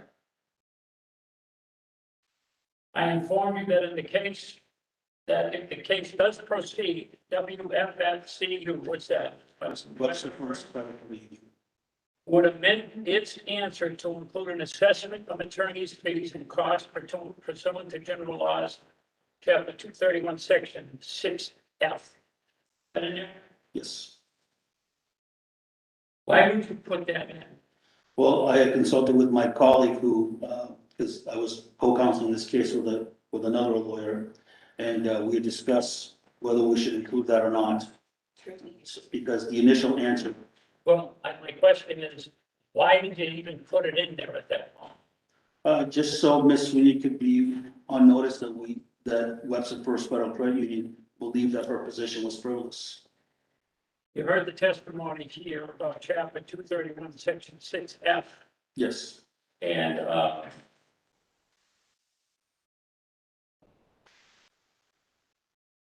can the court order legal fees to be paid by a pro se litigant? I believe that has to be finding, but I would have to go back and read the 236 F statute. The statute does reference an attorney, but sanctions can be issued if there's a finding of Well, fraud. we just heard testimony from one of the witnesses that said that the Supreme Judicial Court ruled on that, said that a pro se litigant is not a lawyer, and the legal fees that you mentioned in 6F are against lawyers. Right? Correct. So that means they would not be applicable to Ms. Sweeney as a pro se. That is correct. So knowing that, why would you put that in there to Ms. Sweeney? Because at that time, we were mistaken as to their applicability. You have the email with you that you sent her indicating that you had made a mistake in that? No, I do not. Did you ever send one to her saying that we had made a mistake and there are no legal fees involved? No. Well, because as the case proceeded, the court ruled that the Superior Court ruled that they would not overturn the decision of the housing court. And that the decision. What's that got to do with sending her an email saying, hey, I don't want you to be upset about you paying legal fees, so I'll correct that. You were wrong, and now make your determination based on no legal fees involved. Just never do that. It should have, and it's an omission. So. Well, when you and your colleague wrote this and said 6F, which allows assessment of attorney's fees and costs, that was incorrect. Correct. Excuse me. And then you say, at this point, the case pending in the Superior Court is frivolous, and the Superior Court stated it will not reverse the judgment of the other courts, correct? Correct. Furthermore, the court does not have such authority, and no such legal authority exists in statute or case law. That's correct. As I understand the case, she filed in the Superior Court not an appeal of the housing court issue, but on a separate issue, which was the loan was null and void. Is it not why she filed in the Superior Court? She was creating a new reason to not have to pay or not have to get evicted. The fact that she was claiming that that mortgage, the lending and the mortgage was void. I believe she was alleging in her initial filing, Council Giuliano, that the judgment of the housing court should be voided because of the mortgage issue. Right, it's the filing of the Superior Court was saying that process down in the housing court was null and void, and I'm bringing a new claim on a different matter before the Superior Court. Right? Yes. The Superior Court has no authority to take that new claim and deal with it. At the time, the argument that we were making was that No, I don't care about the argument. You indicated that the court has no such legal authority to exist in statute or case law. From sitting here, I have to say, that's not correct, is it? well, it was Is it or isn't it correct? I believe that the court cannot overturn the decision of a housing court. She didn't ask in the filings that they overturn. She said in the filings, I'm making a new complaint that the housing court, the bank's actions are null and void. I think it was over the 5-year wait. Is that the reason? I don't recall the reason. Okay, but the Superior Court can certainly take a new claim. It And they can make a finding on it. correct. But you said they don't have any authority, That's the legal position that I was taking, yes. but that's not correct today, isn't it? I disagree with, any court can take any filing, but the position is that they can't overturn the decision of another court, particularly the housing court.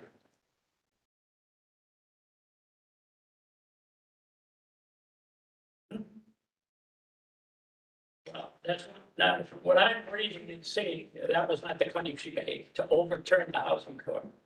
She said the housing,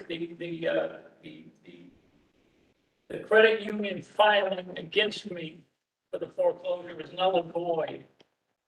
That had nothing to do with the housing court's decision, did it? The filing of the complaint in Superior Court dealt with the request, Voiding, voiding the judgment of the housing court. right, because they didn't have authority to take it. Right, That was her argument. and you're telling me that the Superior Court doesn't have jurisdiction to look at that? The matter has been litigated, yes, that would be my position, yes. So why did you feel the need to tell her all of that? That the court has no jurisdiction in statute and case law? What was the purpose of that in this thing? Just to memorialize what we discussed pursuant to Rule 9A.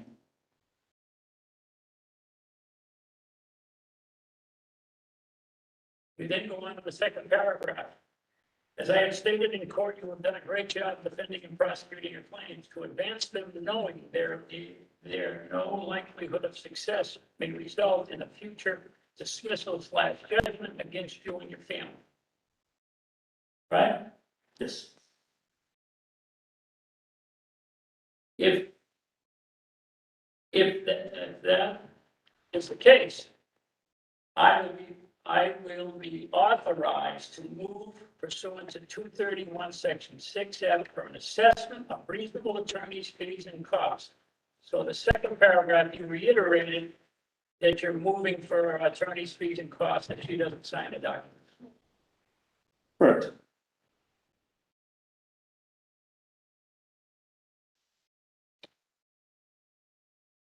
Then you said you were sending, you're attaching copies of certain documents.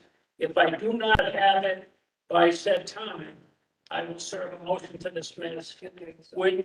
Excuse me? I'm sorry.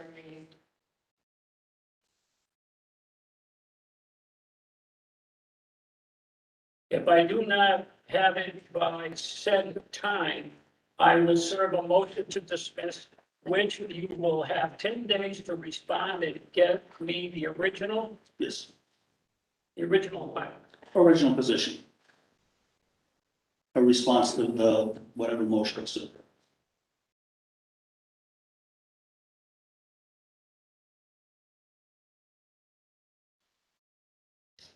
In the Superior Court, under the Superior Court rules, I may file my motion and your affirmative response. This process for motion practice is different in the Superior Court than the Housing Court, right? Right. Now, you said you didn't threaten her. Correct. If I'm in her position and I get this letter, I ask you this, if you're in her position and you get this letter, would you think that twice telling her that she's going to be responsible for attorney's fees could be taken as a threat? Well, usually a threat, from my perspective, implies that it's going to be something more than just a legal consequence. Well, the whole point of the memo is to get her and her two sons or daughter, son and daughter, to sign the documents you sent, right? Correct. And you're trying to do that by telling her, oh, by the way, if you don't give me the documents right away, I'm going to move for the attorney's fees. Right?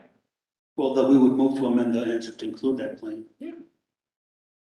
So you don't think that was taken as a threat from her? I gotta tell you, I would be.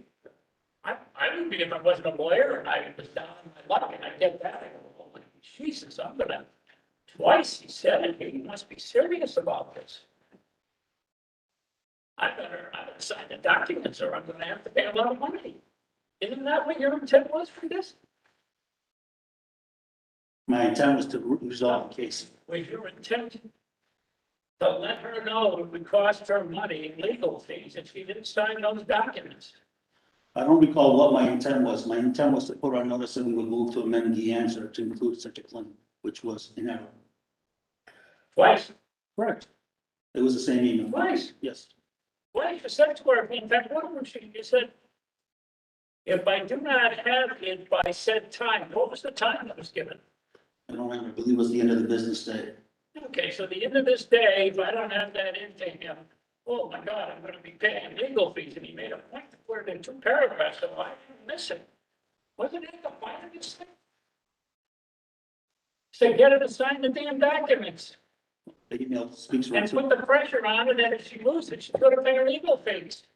That was the whole point of this thing, wasn't it? The email speaks for itself. I want you to speak for it, you're going. I know how I would take it if I was her. Holy cow. I better sign the documents and put a cost me a lot of money. And that was your intent to get her to sign, threatening her with paying a lot of money, right? I wanted the matter resolved. You what? I wanted the case resolved. Right. And you were gonna make sure that you let her know if she didn't resolve it, there's some bad things coming down the pike, right? Right? But the bad things, you didn't have any authority to do. In retrospect, it was a mistake.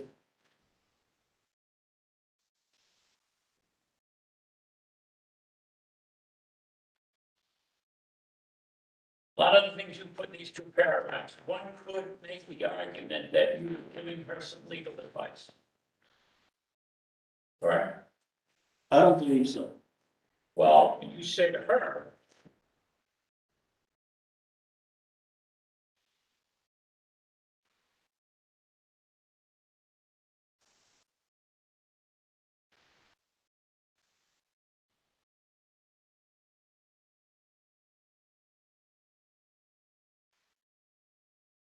you tell her that if she doesn't sign the documents, or if she does sign the document, she's to dismiss the case. With, if they sign the document, the case is dismissed with prejudice. That's legal advice to her, isn't it? I consider that provision to be information. Yeah, but you don't represent her, right? No. So you agree with what's been said, there is a rule on what lawyers can do with proceeding defendants, right? That is correct. Have you read what that is in your career?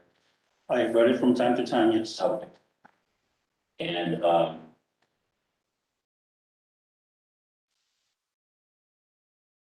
would you agree with me that the intent of the rule cited about contact should be limited to get a lawyer? Isn't that what it says? The rule. It should, yes, it does. I don't have it in front of me, but I believe that you are correct in what it says. So you didn't say that, and you didn't say, look, you talked about my name, but I'm going to suggest you get a lawyer because I don't feel comfortable telling you that you're gonna lose, or telling you that we're going to assess legal fees. You went ahead and told her what's going to happen, what should happen, what she's going to be barred from any further litigation. And you have until the end of the day today, or we're going to assess your legal fees and costs. On the side, right? That's what the email says. That's pretty good advice, isn't it? That's legal advice. If you don't sign the documents, if you sign the documents, you're barred, it's barred. But it's dismissed with prejudice, and you can never bring it back. That's a legal, but that's what a lawyer would tell a client, right? I think a lawyer would tell a client probably more information. But they tell them that. If I'm in that field and I'm talking to her, I'm going to say to her, look, you sign that document, it's gone forever, prejudice. Wouldn't that be my lawyer's job to tell?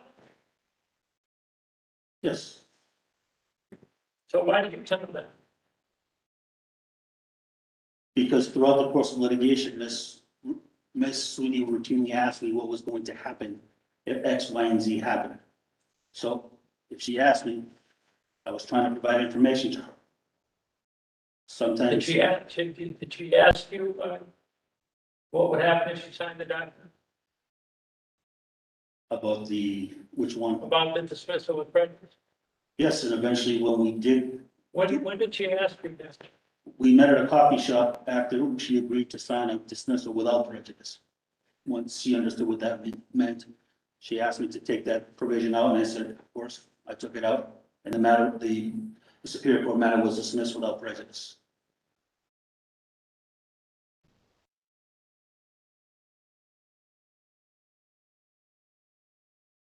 Did you tell her anything when you met her at the coffee shop about the fact that she couldn't win the case if she was gonna lose? No, Was the coffee shop before this memo, this email? yeah, I believe that was during the eviction, and it was her decision she asked me to meet her there. I had asked her to meet her at the courthouse. She said she had something to do during the day, and if I could meet her at a coffee shop in the evening, which I did after consulting with a couple. Do you, after reading this memo, fresh in your mind with it, you had it to do over again, would you have sent this memo to her? No, if I had to do it over, I would not send it. Why? Well, clearly, based on what I heard from the affidavit, I consider Ms. Sweeney to be an extremely resilient and tough litigant. And she was always extremely assertive, direct. And so she seemed to be she had strong fortitude. And so when we were dealing with each other, she would make very declarative statements about what she was going to do. And so I actually had the capacity to kind of understand the position that I was taking based on my interactions with her. Yeah, but the question is, why did you say you wouldn't send this on hindsight?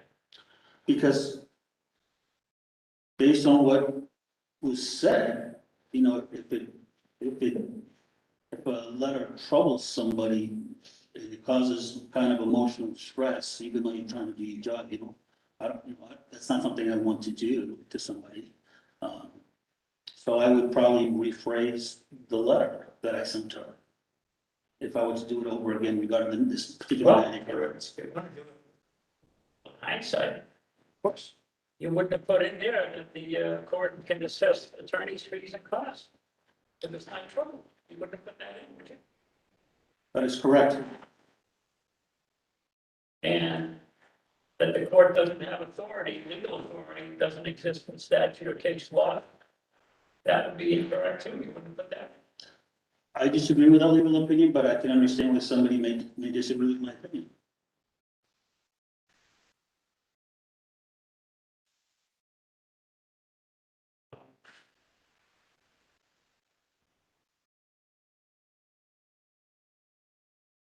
By the way, some sort of a process was filed against you in the criminal side of the federal court system.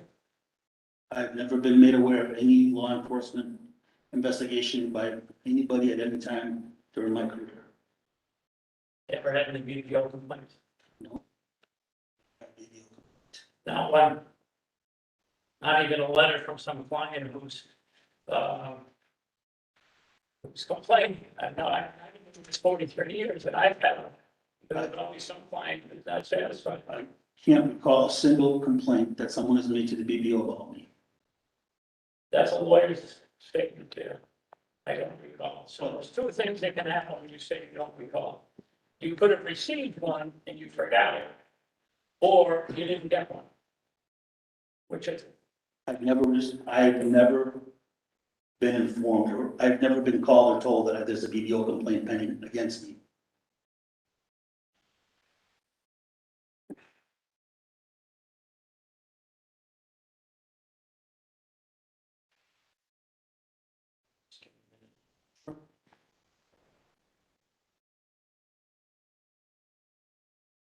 So back to the rule of professional conduct.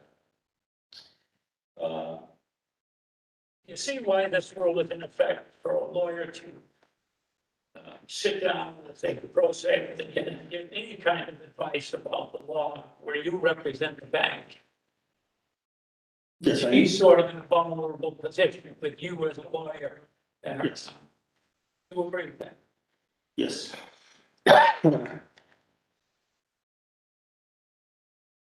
She writes, that she was intimidated by you, including during the 2017 housing court eviction case. You approached her several times in the courthouse hallways, and we had several face-to-face meetings outside of court hearings. Is that correct? I'm talking about Ms. Sweeney. Yeah. We met in the hallway a few times, usually it was, hi, how are you? We didn't really. Okay, well, I didn't ask you, I just said, she says that you approached her several times in the courthouse, and we had several face-to-face meetings outside of the court hearings. Is that statement correct or not, your opinion? Yeah, sure, I believe so. Okay. Attorney, Carvajal, am I pronouncing it right? Carvajal. Said such things to me as, quote, you'll lose. No, You ever said that? no, Attorney told me that if I had a jury trial, I would lose. never told her that either. He went on to explain how hard it was to write questions for each witness. I said that we would have to do questions, that we would have to submit questions to the court for impaneling the jury.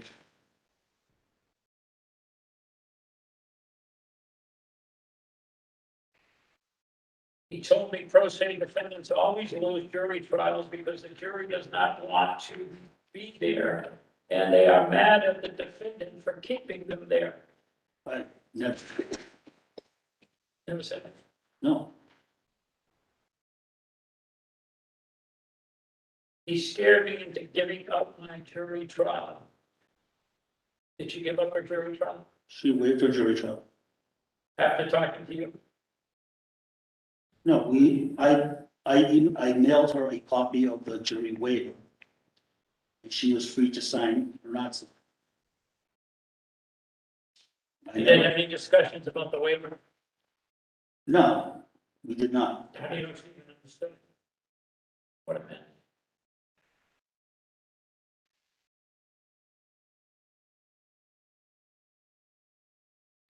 So on the times you went up to her in court and you had face-to-face discussions, what was the conversation, best you remember?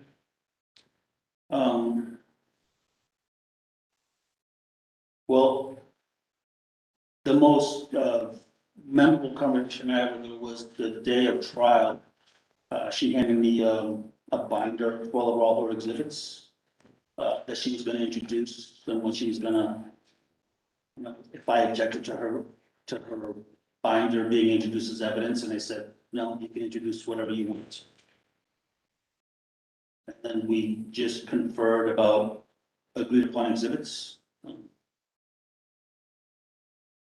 It also indicates that you indicated to her if she didn't agree,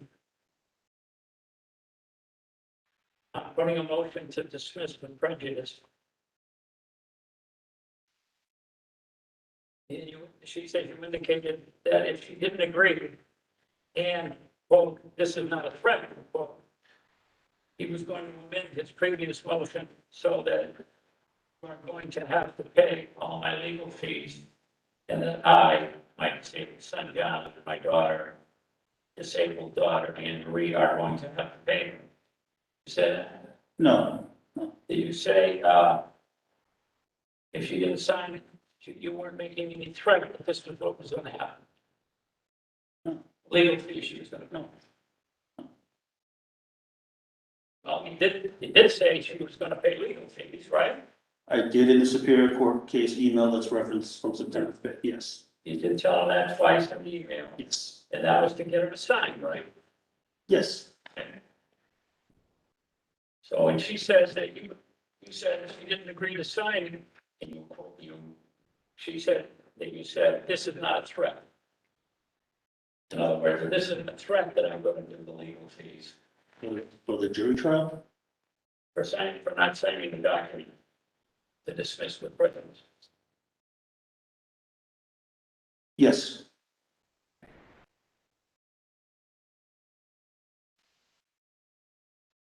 He said, I am not trying to threaten you. And then a little later, he'd say, I'm not trying to intimidate you. Did you make those statements to her at any time? I generally don't I don't make statements like that to the leads. Well, you just said earlier that you said it was not a threat, you indicated about the legal. I don't use the word threat or intimidate towards somebody. I'm not threatening you, not intimidating you. I generally don't make those direct statements. I don't care about generally, did you make them in this case? No, I did not. You have any idea why she'd say that about you? I couldn't speculate as to Ms. Sweeney's intent as to why she would say something. Okay, so I take this clearly as a threat. I don't think there's any other way you can take this email. September 5th email? Yeah, it's a threat, and it's letting you know that there's gonna be a heavy price to pay if you don't sign the document. That's what it says. And she says that you also indicated that you weren't making any threat to her, evidently it was a verbal conversation about this issue. You said, I'm not making any threat against you. Talking about the September 5th email? Well, I'm talking about that, not the email itself, but the September 5th issue, the signing the dismissed with prejudice. You said, I'm not making any threats, but I'm going to move for attorney's fee. I'm sorry, Mr. Counsel Jimmy Bell, I was confused. I thought you were referencing the jury waiver form No, earlier in the question. talking about getting her to sign the motion to dismiss with prejudice. You wanted her to agree on it. You told her she was going to pay legal fees if she didn't sign it by the end of the day. She also said, you said if she didn't agree and you felt that this is not a threat, he was going to amend the previous motion so that you are going to have to pay all my legal fees. You said that? Wrote whatever's in the email, so No, I'm not talking about the email, I'm talking about her saying you said that to her. verbally?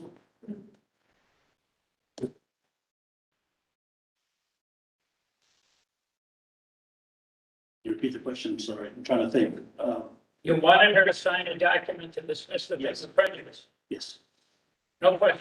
correct, You told her that she was going to pay legal fees. No question. correct. She said, you also said the same thing, except you said you were not making a threat against her. I did not say that, yes, that part I did not say.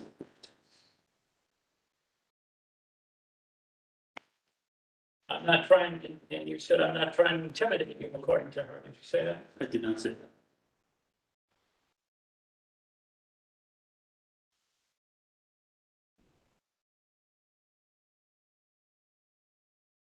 Did you read all the stuff that was sent to you, that was sent by, Attorney McKay?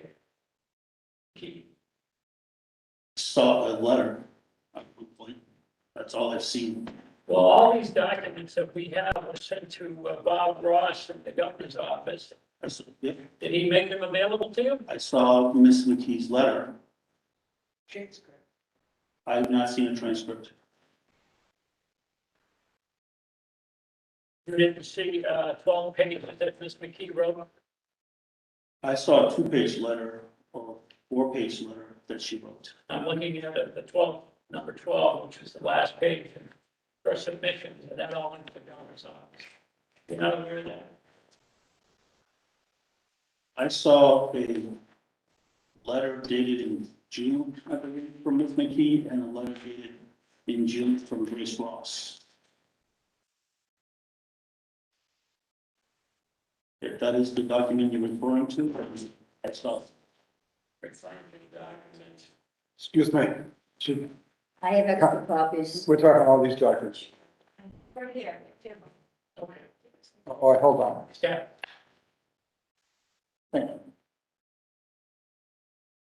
See the first page there? The number one at the bottom, Yes, the memorandum, for Robert Ross, yes, and it's sent by Sarah McKee. yes, There's 12 pages there that she wrote, right? that is correct. Okay. So you never were given that? I have not seen these documents. Well, your original hearing was continued for quite some time. Yes. Why do you think that was continued? I believe Ms. Devaney, Council Devaney had told me that she had concerns, and so she continued it. Excuse me? What did I say? That you were going to continue the initial hearing of June 9th. The reason was because there was another council who had two. I was ready to put yours on, and a councilor had two nominees. And out of respect, I canceled mine and put it forward. So there really wasn't any, it's just a procedure. But you had talked to, to Lauren and people, and Bob Ross told me that you answered all the questions and they were very happy with you. So it isn't as if you didn't know this had happened. I'm sorry, I'm taking your time. I trusted you. Yeah. So you had the hearing, then it was continued. And in the meantime, there were a lot of things that went on. You were being advised or you were required in the governor's office at the wide. Your hearing was put off. I was informed that it was postponed. That there was, I was given submissions, but not this expensive. What were the issues you were talking about? The Sweeney issue.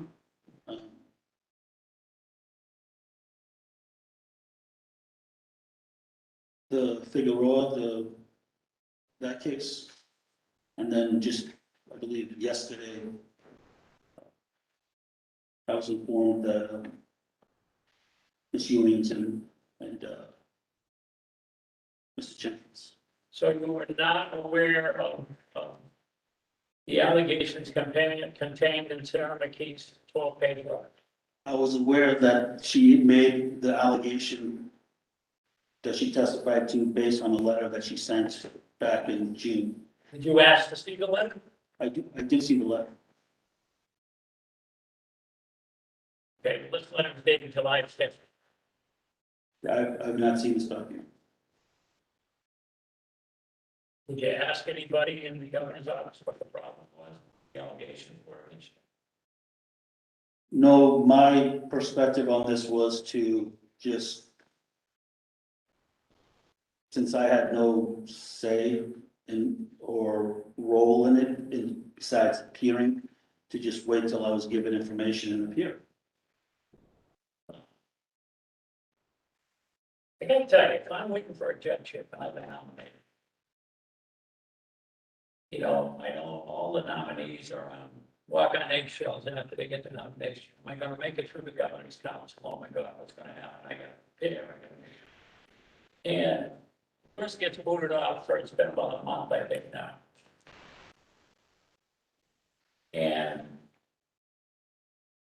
I would, if I'm you, I'm saying to anybody in the governor's office, what is the allegations? I want to see them and I want to answer them.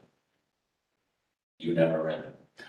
But yet, I was aware of the allegations by Ms. McGee and Ms. Ross that were referenced by regarding Ms. Sweeney based on the letters of June, which mirrored what were in those letters.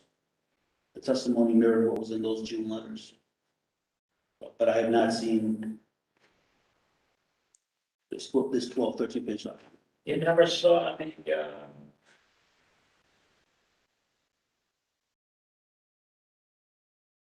12 pages indicating a lot of the stuff I asked you about here? You see that about threats or intimidation? I saw Ms. Sweeney's affidavit. I saw that. I had that. Well, who gave you that? I believe, I received that from Laura Patricia Green. Okay. And did they sit down and go over this stuff with you and ask you about it? Because McKee is sending a letter to the governor saying your nomination should be withdrawn. That's pretty serious, though. That's a pretty serious statement. I believe after the first postponement, I came in and spoke We go, with the Ms. Patricia Green. anybody else? I had a phone call with, Mr. Ross and Ms. Green as well. Okay. And did they go over the things in McKee's We went over the, allegations? the Sweeney issue and the complaints that were being alleged by Ms. McKee and Ms. Ross. But they never showed me the 12 pages from McKee. I have not reviewed any of these Okay. July 5th, July 8th memo.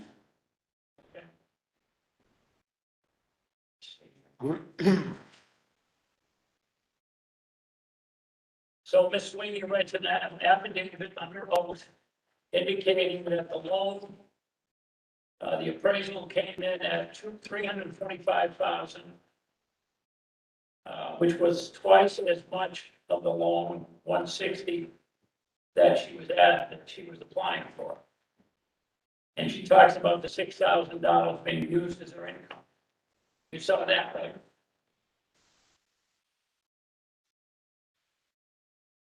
I believe that's from her initial. Are you referring to Ms. Dolores Sweeney's affidavit? Yeah, you read that, right? Yes, I believe I received this initially.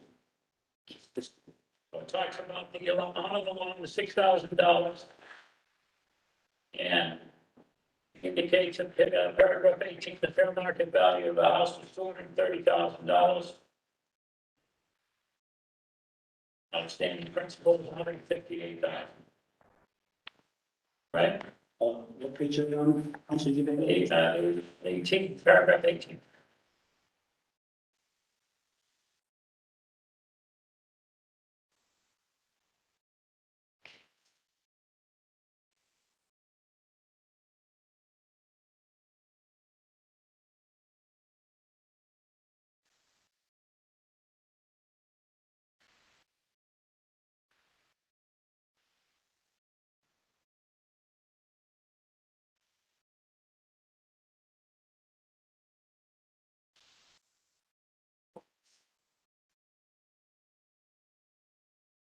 Okay.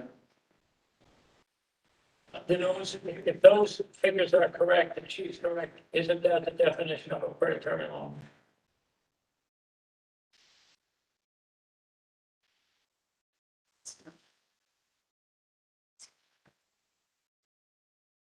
I don't believe that element in and of itself constitutes a predatory loan. I don't have the legal definition in front of me, but I think that at the time, we argued that the loan was not predatory. Why do you think, why would the bank increase the value of the house?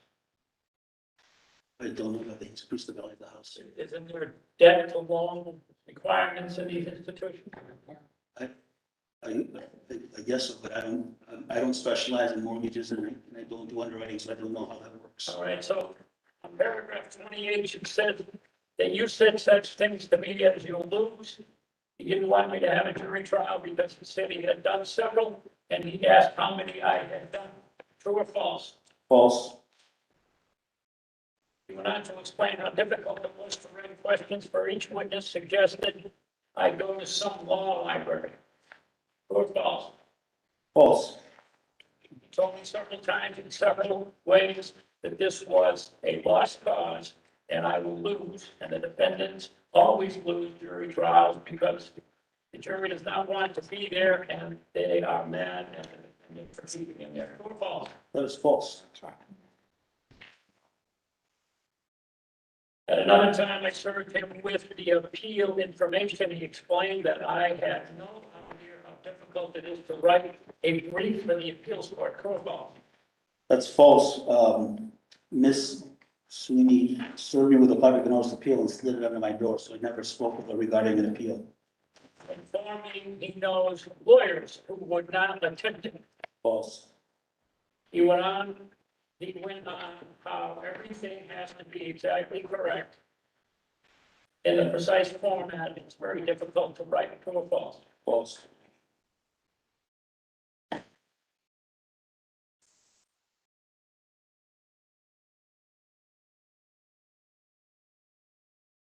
He reminded me that I had lost my housing court and I was wasting my time, and that he really wanted to get this off his plate. False.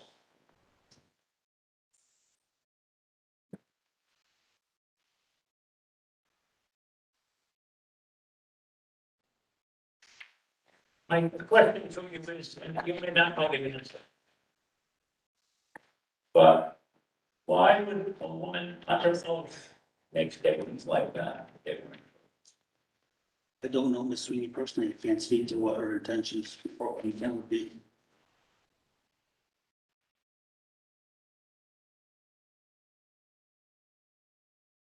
Would you deny those statements under oath? I believe I'm under oath today. Well, you're under oath. We don't have the authority to give an oath taking thing, you know, whether to punish it, so. I'm talking about writing that is signed under the pains and penalties of perjury. Can you repeat? So if I would deny those under oath, yes, I would deny the claims that she alleges that, yes.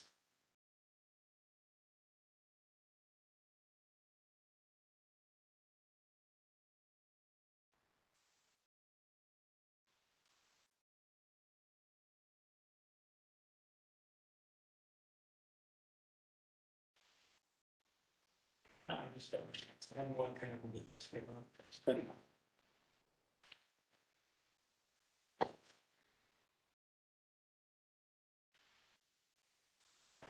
Many documents here. Really, this doesn't happen in we don't really get these documents. You know somebody named Christina McCarthy? Yes. Okay. Did you see the affidavit she wrote? No. Nobody showed it to you? No. I'm gonna give it to you to read, but.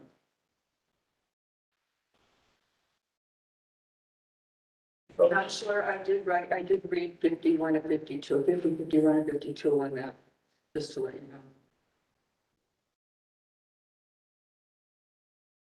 When I was interviewing Sarah McKee.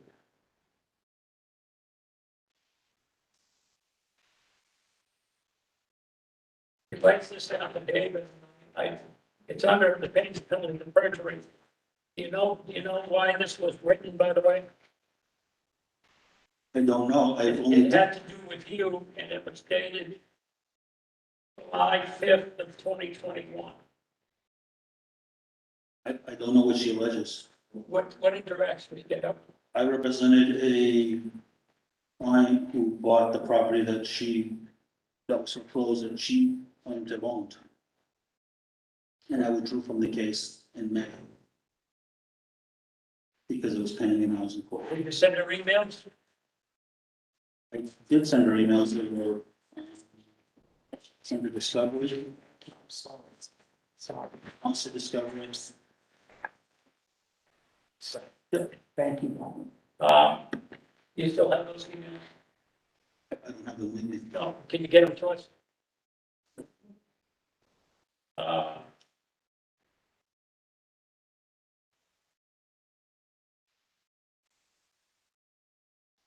She says, that you went forward with the hearing. Acting like he had not been notified that I did not know where or when or how. That not only I need to show up, also with enough notice for me to subpoena my witnesses, so taking an allegation that you went forward with the hearing, she didn't have enough time to get our witnesses there present. Do you recall that? I believe we had court in that case about 3 times before I withdrew. The first time, Ms. McCarthy filed a motion for a late answer, which I objected to. And she asked for discovery, which I objected to, and the judge allowed reschedule. We did, they suggested a bathroom break. Councilor Trumanville, can I interrupt? I'm going to have a 5-minute bathroom break now. Thank you. Excuse.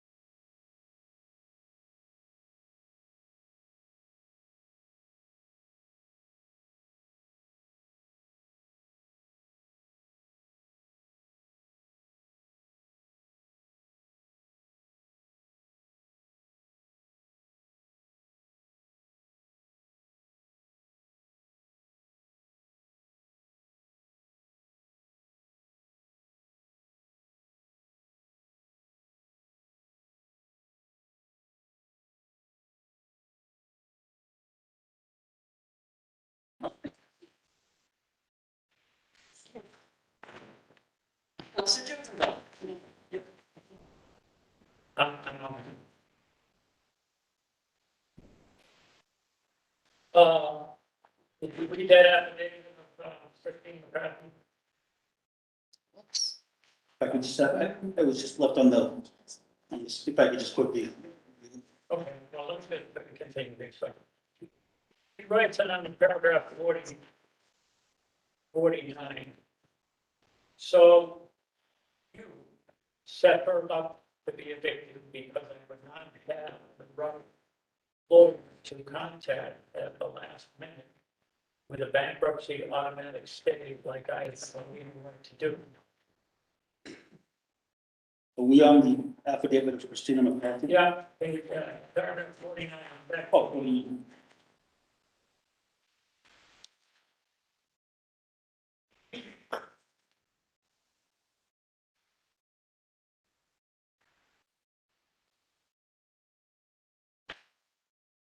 okay.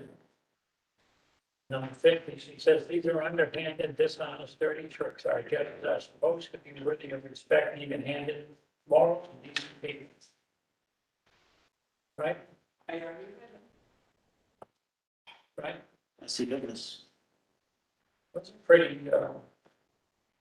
serious allegation against you. Can you explain any of this, as to why she would put that in a document under oath? I can't speak as to her. I filed my notice of withdrawal. This is before this is about some hearing that you had, and she wasn't given notice until the last minute.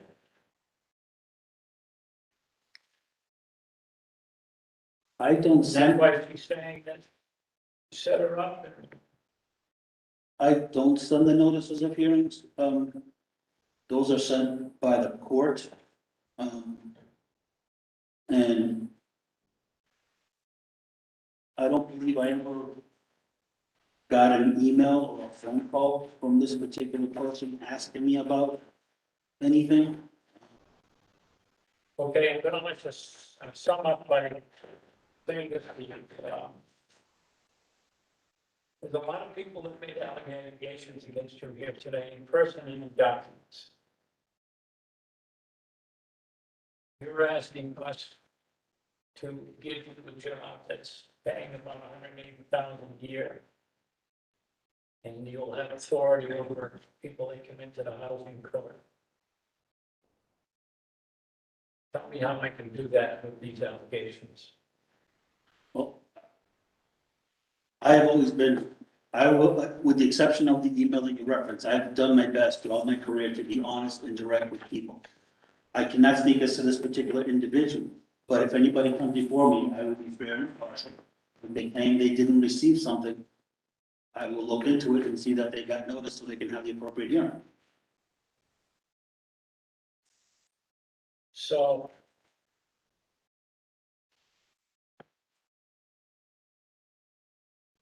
last question, the email that we spoke of, would you agree with me that that email was included in it threats for Ms. Sweeney to sign those documents?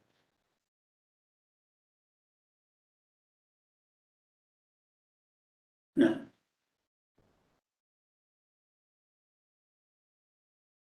Okay, thank you. Thank you. Thank you. Before I call the next one, I just want to just correct something while it's on my mind from Councilor Jubenville. Councilor Jubenville asked you if you had talked to, Bob Ross and so forth. I know absolutely sure. The day that I had to postpone the hearing, you came into the State House and you met with Council Green. And Bob Ross told me that you answered questions and that you said to him, I'll have no problem answering those questions. Now, I'm going to divulge something now. I went to him, probably just, to save you any embarrassment. I didn't have the document from Sarah or, some other things, but I got a lot of things from people out there that were hurt. And they were afraid, they feared you, they did not want to come because they figured the council's gonna vote yes, and they'll be really in deep trouble. So I asked that the governor withdraw your nomination to save face. And Bob Ross told you that, but you did not say that here. You never said that here. That's why you talked to him. And Councilor Jubenville was asking you specifically who you talked to, what was said. So I want to say that.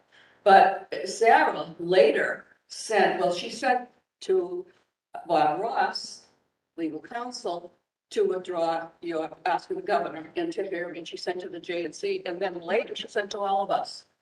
So I assume, that, you know, that when I gave things to Bob, that Bob, because he talked to you, that he was going to give that to you. So you didn't need that. You heard what you said today. And that's all. I just wanted to intercept that because I'm the facilitator. I talk last, and this is not the norm. But I just wanted to correct right here and there that you're not factual. And maybe you don't remember, but I remember that day and we canceled the hearing and you were in the steakhouse. So that's all I have to say. I'm calling you Councilor Ionello. Thank you very much, Madam Chairperson. It seems to me that a lot of these documents, it was like a pilot more than, that you were not made aware of them before today. Is that correct? That is correct. And obviously, the councilors had them, obviously the governor's office had them, and for whatever reason, you didn't get them. How do you think you're doing so far today? Well, I think I'm doing okay. I mean, I'm trying to remember some of these cases to the best of my memory. I can just say, okay. You know, I have 4 kids. How'd you do on the test? I did okay. That to me means, well, I think she got like a C+, B- at most. Do you think you could have been better prepared today?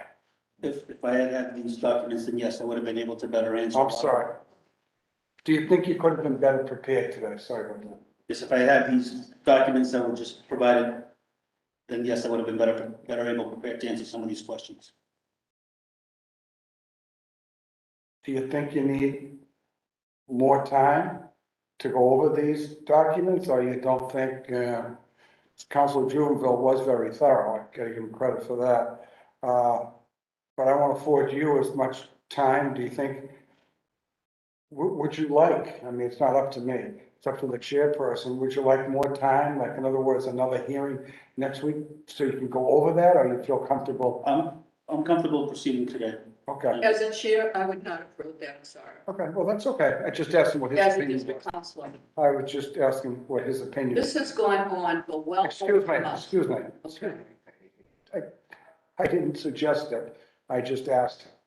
Yeah, Councilor Jubenville was very thorough, and any questions I might have asked you, he's asked you. So at this point, I do not have any questions. Thank you. Thank you, Councilor. Councilor DePaul. Thank you. Good afternoon, Attorney. Good afternoon, Councilor DePaul. So we've heard a lot today, and I'm not interested in rehashing things that have been already discussed. We have heard allegations that I think are worth taking seriously. I think Councilor Jubenville had a good line of questioning, but so beyond all that's been discussed, I want to make sure I have a good feel for who you are outside of these particular instances in the big picture. So I wanted to just ask you a couple questions about some of your experience that is unrelated to the things. Sorry.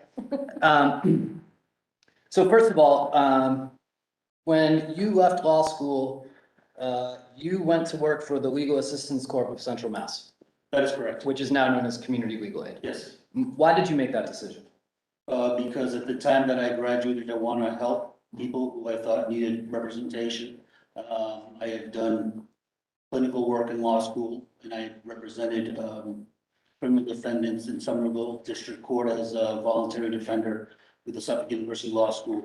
I really enjoyed that part of lawyering. What did you enjoy about that? Well, one, it wasn't being in class all day.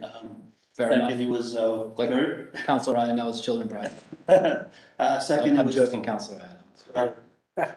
It allowed me to take a lot of the theory that we're taught in law school and put it to practical application.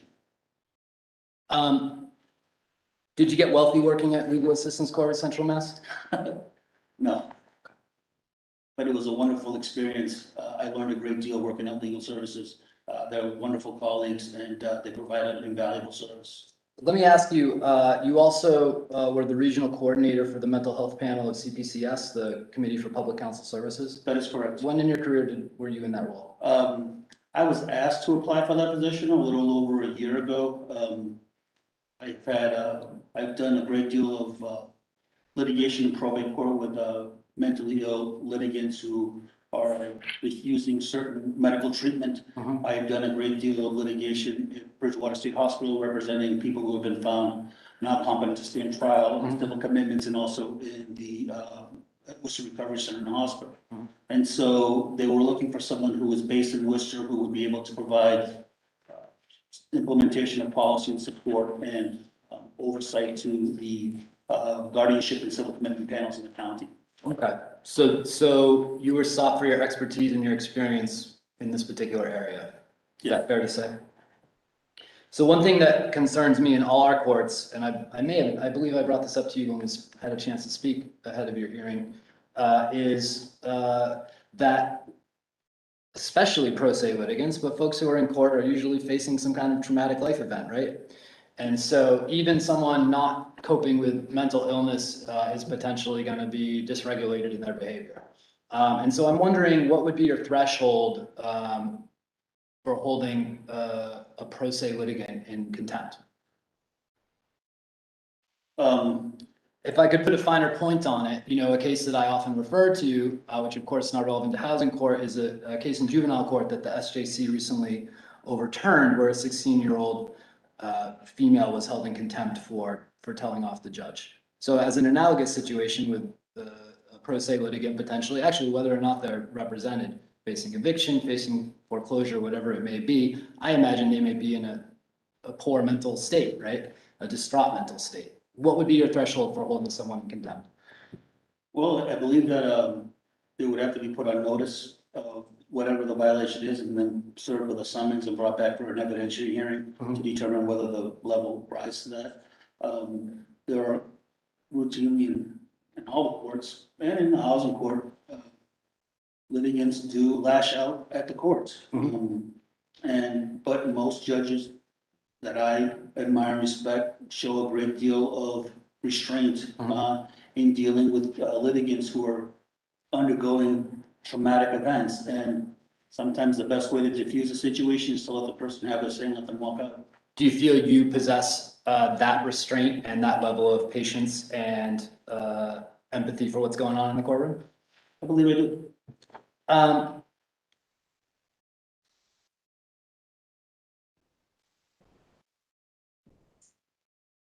I had a chance to speak with the executive director of Community Legal Aid for Central and Western Mass, who was a colleague of yours when you were there. Is that accurate, or a supervisor? He was my supervisor. Okay. He had only exemplary things to say about your handling of the most vulnerable folks who were seeking services.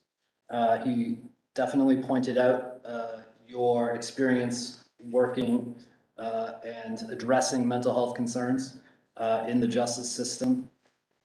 We heard Counselor Ferreira brought up a particular case that you worked on regarding a young man who needed to access their house. Yes.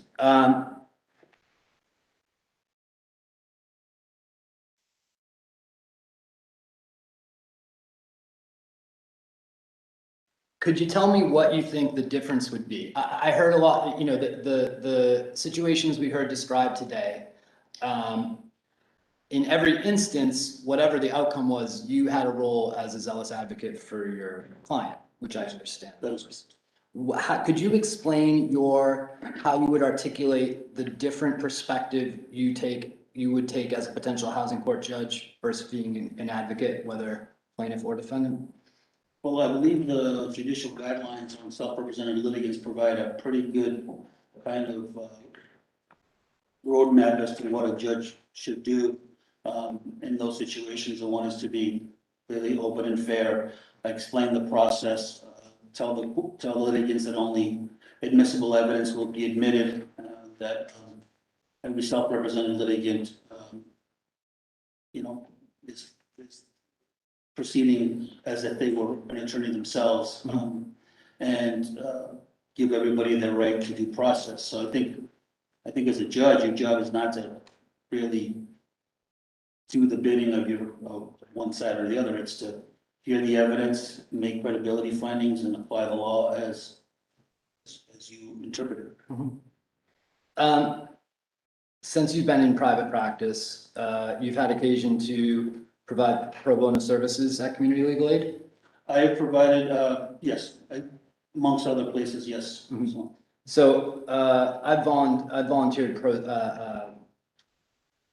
for Community Legal Aid in education law, and I know in education law at the time when I was doing that, there was a dire need for folks to step in for that. Is it similar in housing?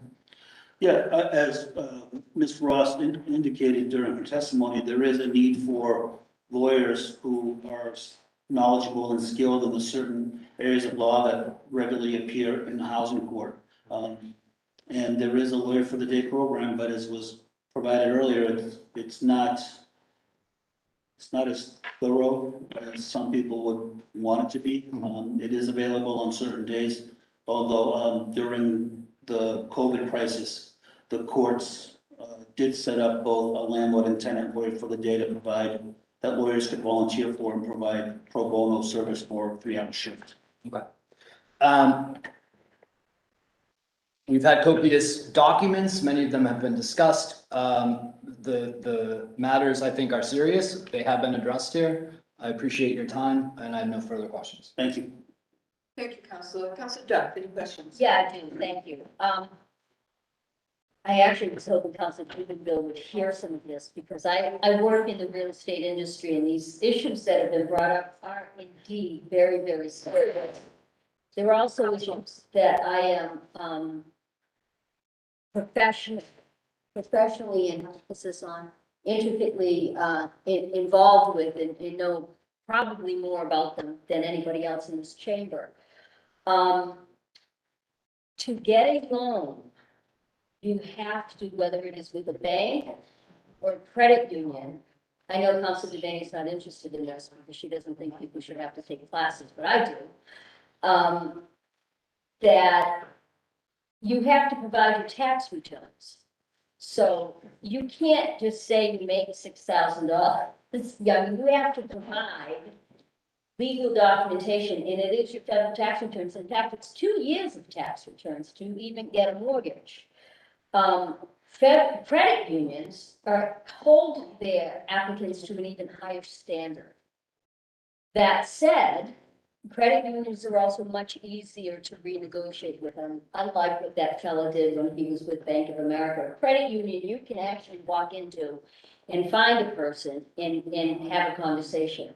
Now, I've done quite a bit of research because I have, as a realtor, access to a lot of these documents. Miss Sweeney's loan was absolutely not a predatory loan. There is no evidence in any of these legal documents that it was.